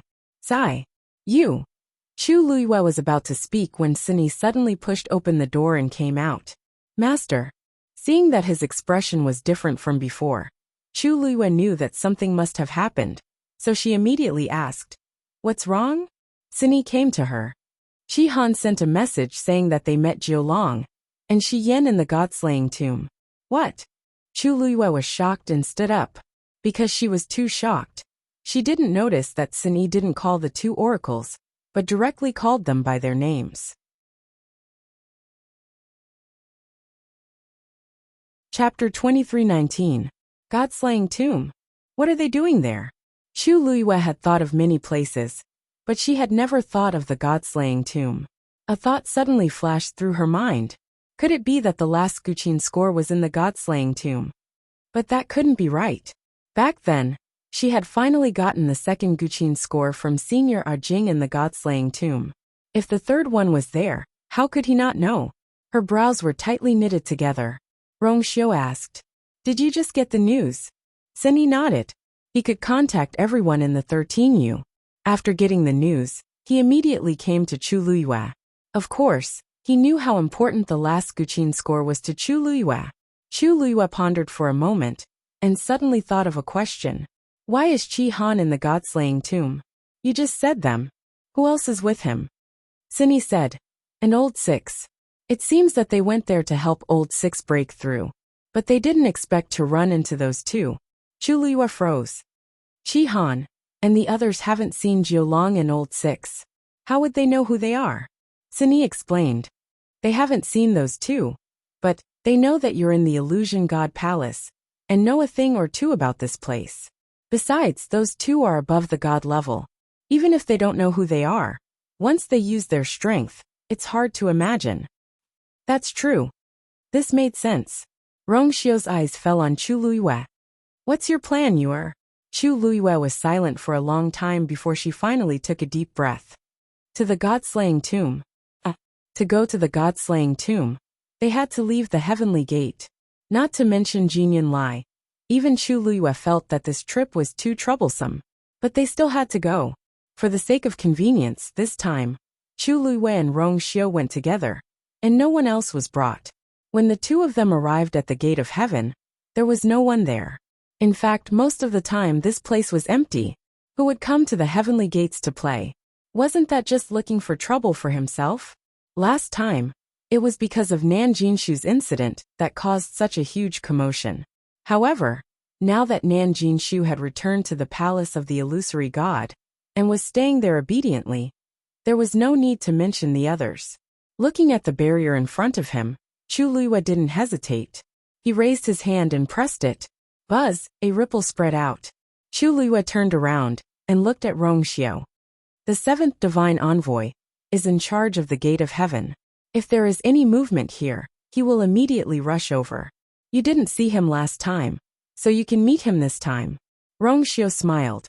Sure. The palace of the illusory god. Jin Yunlai sensed the familiar aura at the gate of heaven. His forehead twitched violently, and with a crack, he broke the brush in his hand. It's her again. This Chu Luiyue, is there no end to it? Last time, he said he was going to invite the weapon refining saint. Last time, he said he was going to see Nanjing Shu. What is it this time? Jin Yunlai didn't want to pay attention to him, but the gate of heaven was constantly moving. Chu Luiyue was determined to go out. After a while, Jin Yunlai finally couldn't help but stand up. However, before he could walk out, a voice suddenly came from afar. Jin Yunlai. Jin Yunlai was shocked when he heard the voice. The first divine envoy? Then, an illusory figure gradually appeared in front of him. However, the figure was shrouded in a layer of faint light, making it difficult to see his facial features. He could only barely make out a silhouette. Even so, Jin Yunlai recognized at a glance that it was indeed the first divine envoy. He took a quick glance and immediately looked away. He bowed his head and said respectfully, Greetings, first divine envoy. May I know why the first divine envoy is here today? Due to nervousness, Jin Yunlai's body was a little stiff. Ever since the first divine envoy went into seclusion, he had never stepped out of the courtyard. Although he did not appear with his true body, and was only a strand of his aura, this was the first time he had done so. Don't you know why I'm here? The voice was low and indifferent, but it carried an invisible pressure. Jin Yunlai's chest tightened. He frowned and quickly searched his mind. Recently, he didn't seem to have done anything. Why did the first divine envoy sound like he was scolding him? This please enlighten me, first divine envoy. Buzz. There was movement at the gate of heaven again. Jin Yunlai subconsciously turned his head to look. The first divine envoy had already made his move. Whoosh. A red stream of light flew out quickly and went straight to the gate of heaven. Jin Yunlai was shocked. The first divine envoy made his move personally. The Xian formations on the star passage can only be comprehended by oneself. Otherwise, it will be regarded as cheating. Then Mu Yafeng, what's going on? Do you want me to continue asking? Jin Yunlai's heart sank. The crimson streak of light flashed through the air at high speed. It arrived at the gate of heaven in the blink of an eye. Chu Luiyue heard the movement and looked up. He felt a little strange. This is the first divine envoy's aura? Noticing this, a look of shock flashed across her eyes. Then, the red stream of light landed on the barrier. The enchantment quietly opened. Chu Luiyue was stunned. After waiting for a while, Jin Yunlai didn't arrive. Instead, the first divine envoy made his move? What does he mean by this? Chu Luiyue couldn't figure it out for a moment. Warning? Reprimand? Rongxiu smiled faintly. Maybe the seventh divine envoy is busy. Digression, very good. Someone in the comment section guessed part of the truth. 6 o'clock. Chapter 2320. When Jin Yunlai did not show up, Chu Luiyue did not pay much attention to it. However, when the first god emissary suddenly made a move, she was very surprised. Could it be that he finally decided to come out of seclusion? But something like opening the gate of heaven. It seemed that no matter what, it was not his turn to do it. Rongxiu held her hand. There's no time to lose. Chu Luiyue retracted her gaze and gently nodded. The two figures quickly disappeared outside the gate of heaven. After a while, the barrier reassembled and was very calm. Chu Luiyue's departure did not attract the attention of the people in the illusory god palace.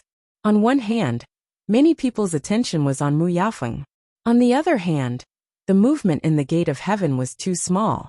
From the beginning to the end, only a short period of time had passed. Only the divine envoys who were guarding the various locations raised their heads in astonishment when they sensed this fluctuation. This is the first god emissary made a move. More importantly, He seemed to be at Jin Yunlai's residence. In an instant, several god emissaries immediately moved out and headed towards Jin Yunlai's direction. The first god emissary had been in seclusion for several years. Now that he finally made a move, they naturally had to go and check it out. Illusory God Palace. There was dead silence in the huge room. Jin Yunlai stood there with her fists clenched. Most of her strength seemed to have been sucked out of her body. Even opening her mouth to speak was difficult. Her face was pale, and her lips trembled slightly. She felt as if she had fallen into an ice cave. Every word of the first god emissary's questioning was heavy and cold. After a long time, she finally found her voice. I just gave her a little reminder. A little reminder? The first god emissary asked. Jin Yunlai closed her eyes and finally said dejectedly, "Yes. I intentionally helped her. The gate of heaven will only open for a year. If she is unable to comprehend all the Xian formations on the star path before the deadline and enter the illusory god palace to ascend to the heavens, then she will have to wait for another 10,000 years. A few months have already passed, and she is still trapped in those Xian formations. I just feel that her talent is not bad. It is a pity to wait so long. Who in the illusory god palace didn't wait like this?" The first oracle let out a rare laugh, as if he had heard a joke. "Xiao Ran has already been stuck in the last few profound formations for 30,000 years, but I don't see you helping him." Jin Yunlai could hear the dissatisfaction in the first oracle's words. But Xiao Ran was Xiao Ran after all, and Mu Yafeng was different. First Divine Envoy. Ever since I took control of the star path, no one has successfully walked through the star path and entered the illusory shrine. This period of time was truly too long.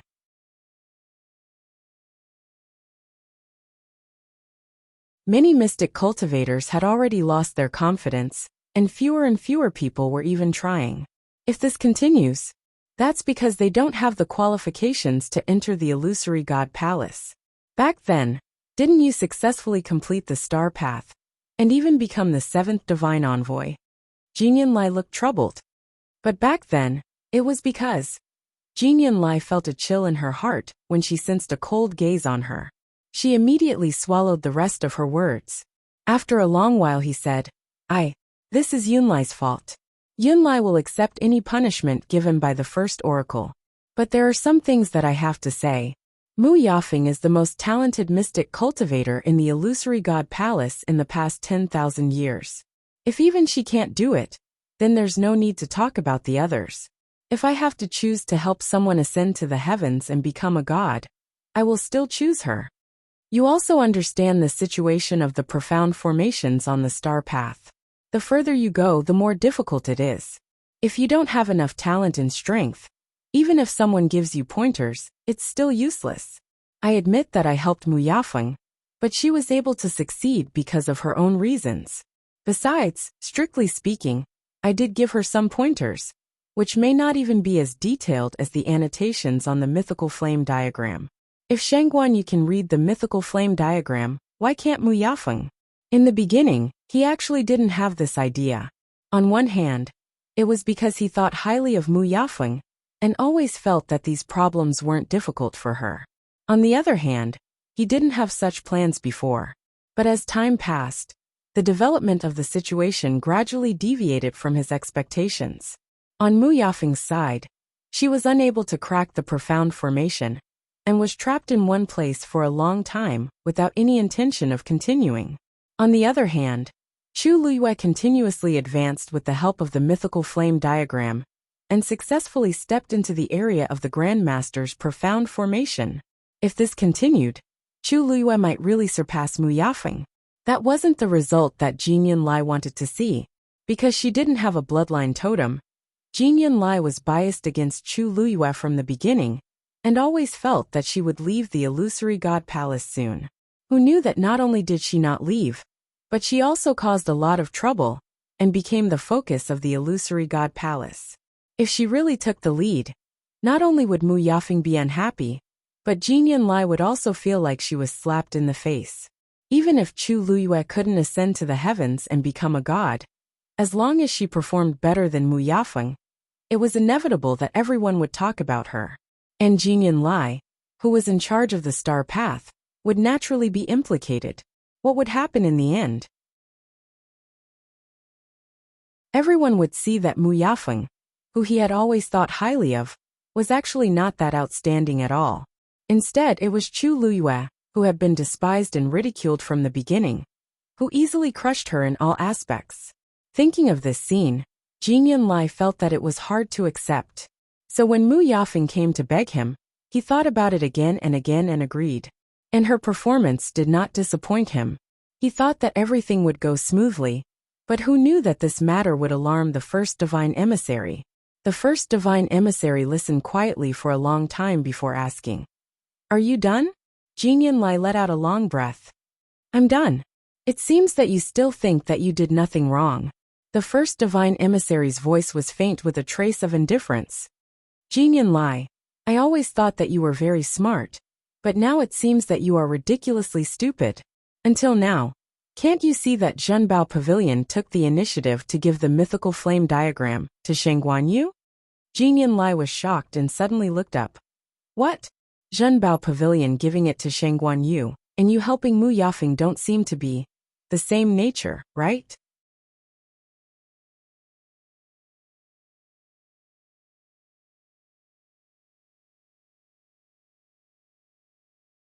Chapter 23-21. Jinyan Lai stood there in a daze for a long time. His mind was in a mess, and his whole body was in a mess.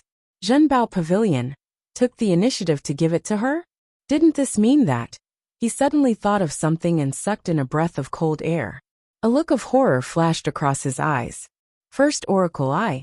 Only now did he realize what he had done wrong. Now he had no time to think about why Zhenbao Pavilion did this.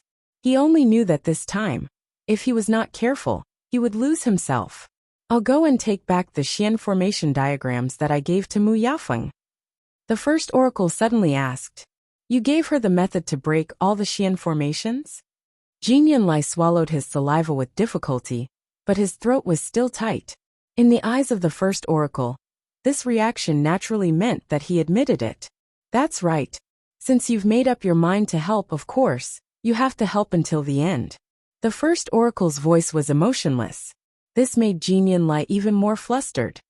"Just as well. Open your eyes wide and take a good look. See if Mu Yafeng can ascend to the heavens and become a god with your help." Jinyan Lai felt suffocated and uncomfortable. He wanted to defend himself, but he couldn't say a word. Knock knock. Suddenly, there was a knock on the door. "First oracle, are you there?" This was Xu Jing's voice. She did not go to Herb Mountain today, so when she heard the commotion, she hurried over. She was the first to arrive. Jinyan Lai was about to speak when he saw the phantom in front of him suddenly disappear. He wanted to ask her to stay, but she had already disappeared. It was just the aura of the first oracle. He could come and go as he pleased. He took a deep breath and rubbed his face hard. After being the seventh oracle for so many years, he had always been cautious. This time, he was impulsive and went easy on Mu Yafeng. He did not expect that he would be caught red-handed by the first oracle. Although the first oracle did not give him any substantial punishment, this made him even more nervous. He really could not understand what that person was thinking. Was he planning to come out of seclusion? If that was the case, there was nothing wrong with it. But the crux of the matter was, with so many things happening in the illusory god palace recently, why did that person target him? Helping Mu Yafeng cheat was neither a big deal nor a small matter. No matter what, it couldn't be more important than the Lightning Pond and Fengming Mountain, right? First oracle? Xu Jing waited for a while, but he still didn't hear any movement inside, so he shouted again. Creak! The door was opened. Jinyan Lai appeared behind the door.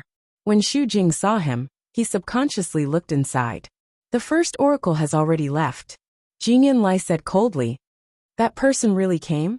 Xu Jing looked shocked. "He's willing to come out of seclusion? That's not right. Why is he looking for you the moment he comes out?"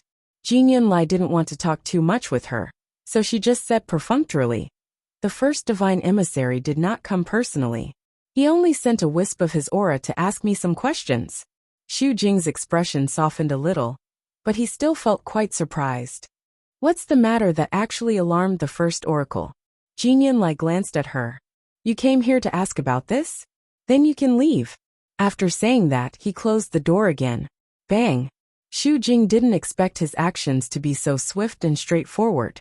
She was so shocked that she took half a step back. When she came back to her senses, she was immediately angry. Didn't she come to ask, because she was too surprised that the first oracle had come out of seclusion? What kind of attitude was this? If it weren't for the fact that Jin Lai's status was slightly higher than hers, she would definitely not let it go so easily. Xu Jing tidied her clothes and turned to leave. After taking a few steps, she suddenly thought of something and turned back to look at the tightly shut door. Just now, Jin Lai's expression was particularly ugly. Did something happen between him and the first oracle? She thought for a moment and raised her voice. Seventh oracle. I heard that Mu Yafeng has already cracked 6 great Grandmaster Xian formations in a row. Aren't you going to take a look? Bang! Jin Lai suddenly smashed something. Xu Jing's heart skipped a beat. What was wrong with him? Wasn't Mu Yafeng someone he particularly valued? Now that she had an outstanding performance, why was he still so angry? Xu Jing had a bad feeling. She gritted her teeth and finally turned to leave. After that, a few more oracles came to find out what was going on, but they were all sent away by Jin Lai with a few words.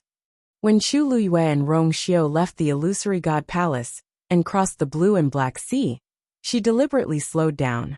Unfortunately, nothing out of the ordinary happened. After that, the two quickly rushed to the god-slaying mound, because it wasn't their first time there, and because their strength had improved greatly. It only took them a short time to get there. At noon the next day, the two successfully arrived again. After passing through the forest, they officially entered the god-slaying mound. Looking from afar, it was vast and barren, bleak and cold. It was no different from before. It was just that the inexplicable coldness and pressure seemed to be stronger than before. There was a faint smell of blood in the air. Chu Luyue frowned slightly.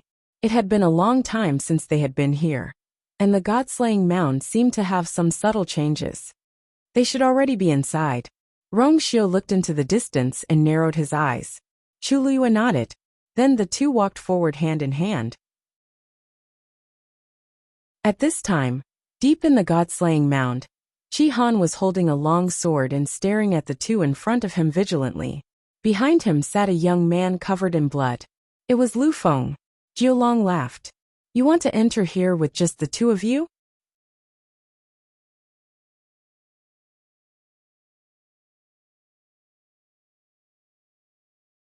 Chapter 23-22. In front of them was a large area of broken tombstones. A desolate and sorrowful aura slowly spread out. This was the tomb of the honored god. Qi Han and Lu Feng had been in the god-slaying mound for some time. They had spent a lot of time and effort to get here. They did not expect Jiulong and Shi Yin to arrive at this time. As soon as they arrived, they ordered everyone to leave without hesitation. Most of the cultivators in the god-slaying mound had been forced to leave. Of course, not everyone was willing to do so. However, these two were too powerful. Even honored gods could not last more than 3 moves against them. Everyone had no choice but to obey. Jiulong and Shi Yin had entered from the edge of the god-slaying mound, so they were the last to arrive here. They met Qi Han and Lu Feng, who were waiting outside the tomb.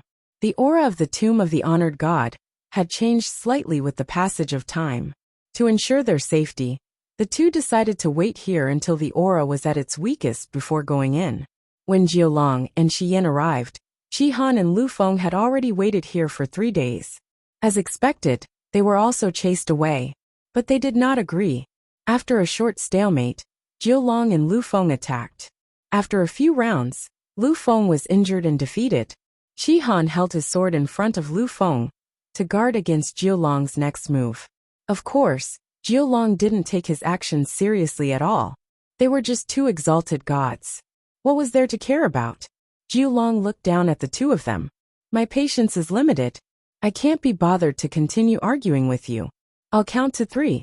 If you don't leave by then, don't blame me for being merciless. Qi Han said coldly. The god-slaying mound is not anyone's private territory. Every cultivator in the world comes here. You want everyone to leave? That's too unreasonable. 1. Jiulong raised one finger. Obviously, he did not care about Qi Han and Lu Feng. He could not be bothered to continue arguing with them. After all, he had already given them the warning he needed. If they insisted on not listening, there was nothing he could do. Lu Feng coughed and slowly wiped the blood from the corner of his mouth. He twitched his lips without a smile. Qi Han, there's no need to say so much to them. If they were reasonable, they would not do such a thing. Shi Yan glanced at the two of them and said slowly, That's right. Reason. Don't you know that in this world, strength is the only thing that matters? 2. Jiulong raised her eyebrows. These two people were really not afraid of death. Unfortunately, perseverance without strength was ignorant stubbornness. Not only was it meaningless, it would even bring him a lot of trouble. The first messenger only said that the two of them were to come and find the last piece of music, but he did not say where it was. The god-slaying tomb was huge. Even if the two of them worked together, it would still take a lot of effort to find it, because they were worried that someone would find the music score before them. The first thing they did when they arrived was to drive everyone out. Better to be safe than sorry. Although this would be troublesome, it would avoid some risks. Overall, it was worth it. Most of the people he had met before were quite obedient, or rather sensible. After seeing that Jiulong and Shi Yan's strength far exceeded theirs, they all gave up and retreated. Only these two were stubborn. 3. Jiulong shouted the last count, shook his head, and raised his hand. It's your honor to die in my hands. He did not want to dirty his hands with the blood of the exalted gods. Unfortunately, these two were not smart enough. Vigorous divine power quickly gathered in Jiulong's palm and transformed into a long sword. The long sword was bright and sharp, and it was covered with a thin layer of frost. Under the sunlight, it shone with a cold light. Then he raised the sword and slashed down. The sword fell silently, but wherever it passed, space was quickly cut open and then collapsed. Large swathes of black spatial cracks appeared, and violent energy surged out from them. Qi Han gripped his sword even tighter. Just as he was about to attack, he realized that he could not move at all. The powerful aura suddenly descended, and he could not retaliate at all. Jiulong's sword fell from the sky and was about to kill Qi Han and Lu Feng. A bloody wound suddenly appeared between Qi Han's eyebrows. That was an extremely sharp sword energy, and it easily broke through his defense. Jiulong's eyes were indifferent. Die! That sword flew toward Qi Han at an even faster speed. However, right at this moment, a sharp sound of air being torn apart suddenly came from afar. Swoosh! Then, a bright golden and greenish-black sword light flew from the sky, piercing through the clouds and wind. Clang swish! That sword light and Jiulong's long sword collided, and then quickly flew up and slashed across. In an instant, sparks flew everywhere. Jiulong's sword was sent flying just like that. Seeing this, Jiulong was shocked and immediately raised his hand to call back his sword. The sword landed in his palm, and was still trembling violently. It could be seen how powerful that blow was. He frowned and looked over. That was an extremely sharp long sword. Half golden, half greenish-black, neatly and perfectly blended together. And the glow was bright and heavy. This was, just as Jiulong and Shi Yan were shocked. Qi Han and Lu Feng had already sensed the extremely familiar aura on that sword. The two of them quickly looked at each other and saw the excitement in each other's eyes. Jiulong turned his head and looked in the direction where the sword came from. He shouted in a deep voice, "Who is it?" A clear and pleasant voice drifted over with the wind. 9th Divine Envoy. If you want to kill my people, you should at least ask for my permission first, right? Jiulong was stunned at first, then he realized that this voice was very familiar. A name suddenly appeared in his mind. Shang Guanyu. Just as he finished speaking, a woman in a red dress appeared in a flash. Her figure was slim and graceful, and her beauty was unparalleled. Her black hair flew in the wind, and the hem of her dress danced. There was a faint smile on her face, and her starry eyes were slightly curved like the moon, as if they were filled with starlight. Jiulong's face darkened. "It's really you." Qi Han and Lu Feng could no longer suppress their emotions, and shouted in unison, Master. Chu Luyue came in front of the duo and sized them up. She only relaxed when she saw that their injuries weren't particularly serious. She smiled and said, "Don't worry. Fortunately, we're not too late." Jiu Long frowned and stared at the few people in front of him. "The two of them are your subordinates." Chu Luyue turned around and tucked her hair behind her ear. She raised her finger, and the Star Spectre sword returned to her hand. She smiled. "Yes."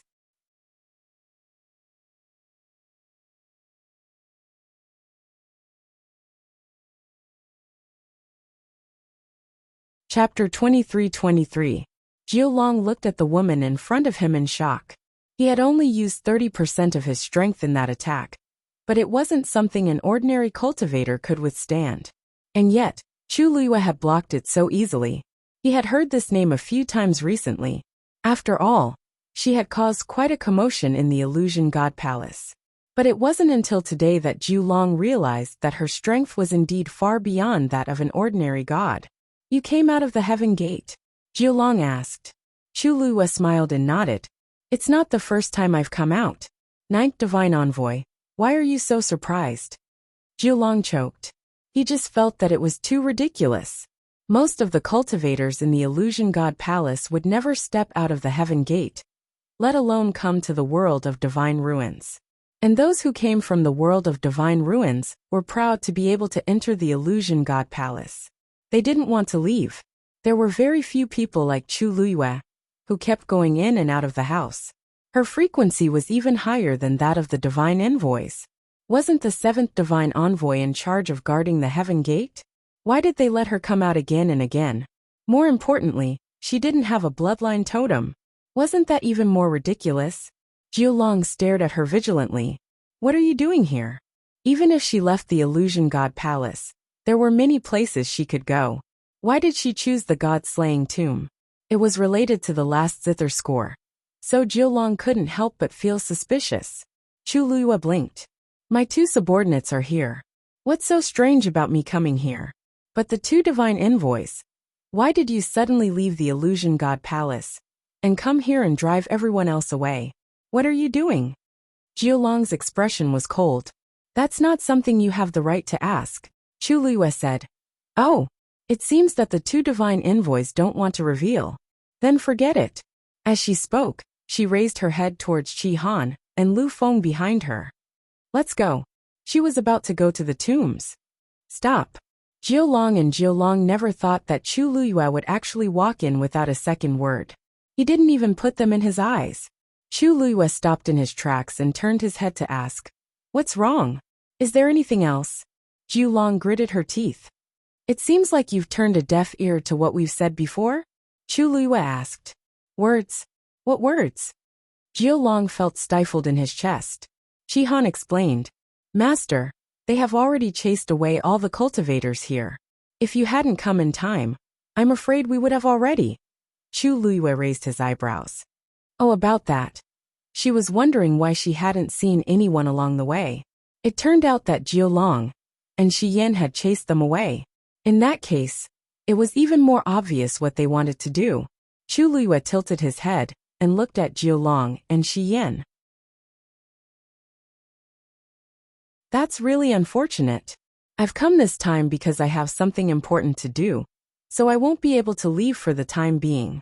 I hope the two Divine Envoys will forgive me."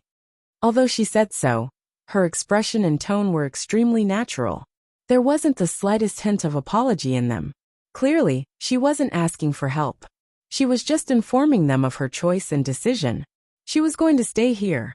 Shi Yan frowned and said coldly, "Shangguan Yu, you've done so many outrageous things in the Illusion God Palace. For Dumpling's sake, the Divine Envoys didn't pursue the matter. But that doesn't mean you can do whatever you want. If you don't listen to our advice, don't blame us for being impolite." Chu Luyue's lips curved into a faint smile. "Forgive me for being blunt, but I don't think the Divine Envoys have done anything extra for me. Why do you look like you've given me a lot of things?" Shi Yan felt even more annoyed. In the Illusion God Palace, the Divine Envoys were revered. No matter what they said or did, their subordinates would do as they were told. Very few would object, and even fewer would dare to talk back to them. But now Chu Luiyue had done all of this, and she didn't seem afraid at all. Who gave her the confidence? Sheng Guanyu, are you sure you want to continue being so impudent? Jiu Long raised his sword and pointed it at her. No matter how powerful your eminence is, she's still your eminence. If he used his full strength, Chu Luiyue wouldn't be able to retaliate at all. Chu Luiyue blinked and smiled in the face of the cold sword light. Divine envoys, if I'm not wrong, the two of you are also here for that last zither score, right? Since everyone has the same goal, why don't we work together and find it first? We can talk about the rest later. These words caused Jiu Long and Shi Yan's expressions to change. This was something that the first divine messenger had specifically instructed the two of them. How did she know about it? Seeing the duo's reaction, Chu Luiyue also found it interesting. She glanced at the two of them, then slowly asked, "You've come here to find the zither scores. The two of you have already come here to look for the zither score. Don't tell me that you still don't know. The two zither scores from before have already recognized me as their master? What did you say?" Jiu Long and Shi Yan both exclaimed in shock. Chu Luiyue shrugged. It seemed that they really didn't know. Since the first divine envoy gave you this task, why didn't he tell you about it? Not many people knew that she was the master of the zither scores, but Nan Jinshu was one of them. He had chosen to tell the first divine envoy the location of the last score, so there was no reason for him not to tell her. Besides, someone like the first divine envoy should know this like the back of his hand. Otherwise, how could he be qualified to be called the first divine envoy and be in charge of the entire illusion god palace? But the strange thing was, these two didn't know? Jiu Long was about to attack. Chu Luiyue calmly raised her hand. Wait, ninth divine envoy. I've already said that the two zither scores are with me, and they already belong to me. If you kill me now, you won't get a single one. Once she died, the two zither scores would be scattered and hidden away again, and they would never be found again. Unless there was something wrong with their heads, Jiu Long and Shi Yan would never touch her. This was also why Chu Luiyue dared to be so frank. Since she couldn't hide it, she might as well be frank. You dare threaten us? Jiu Long gritted her teeth. Chu Luiyue sighed helplessly. I've already made it so obvious, but you two only realized it now. She had always been a straightforward person. If she wanted to threaten someone, she would do it openly and openly. The first two zither scores were with her. If they had the ability, they would have to fight for it. She wasn't afraid of death, but she didn't know if the illusion god palace would be afraid of getting nothing in the end. You're tuning in to the Journey of the Soul YouTube channel. Don't forget to subscribe and join us on this journey to catch the most captivating stories.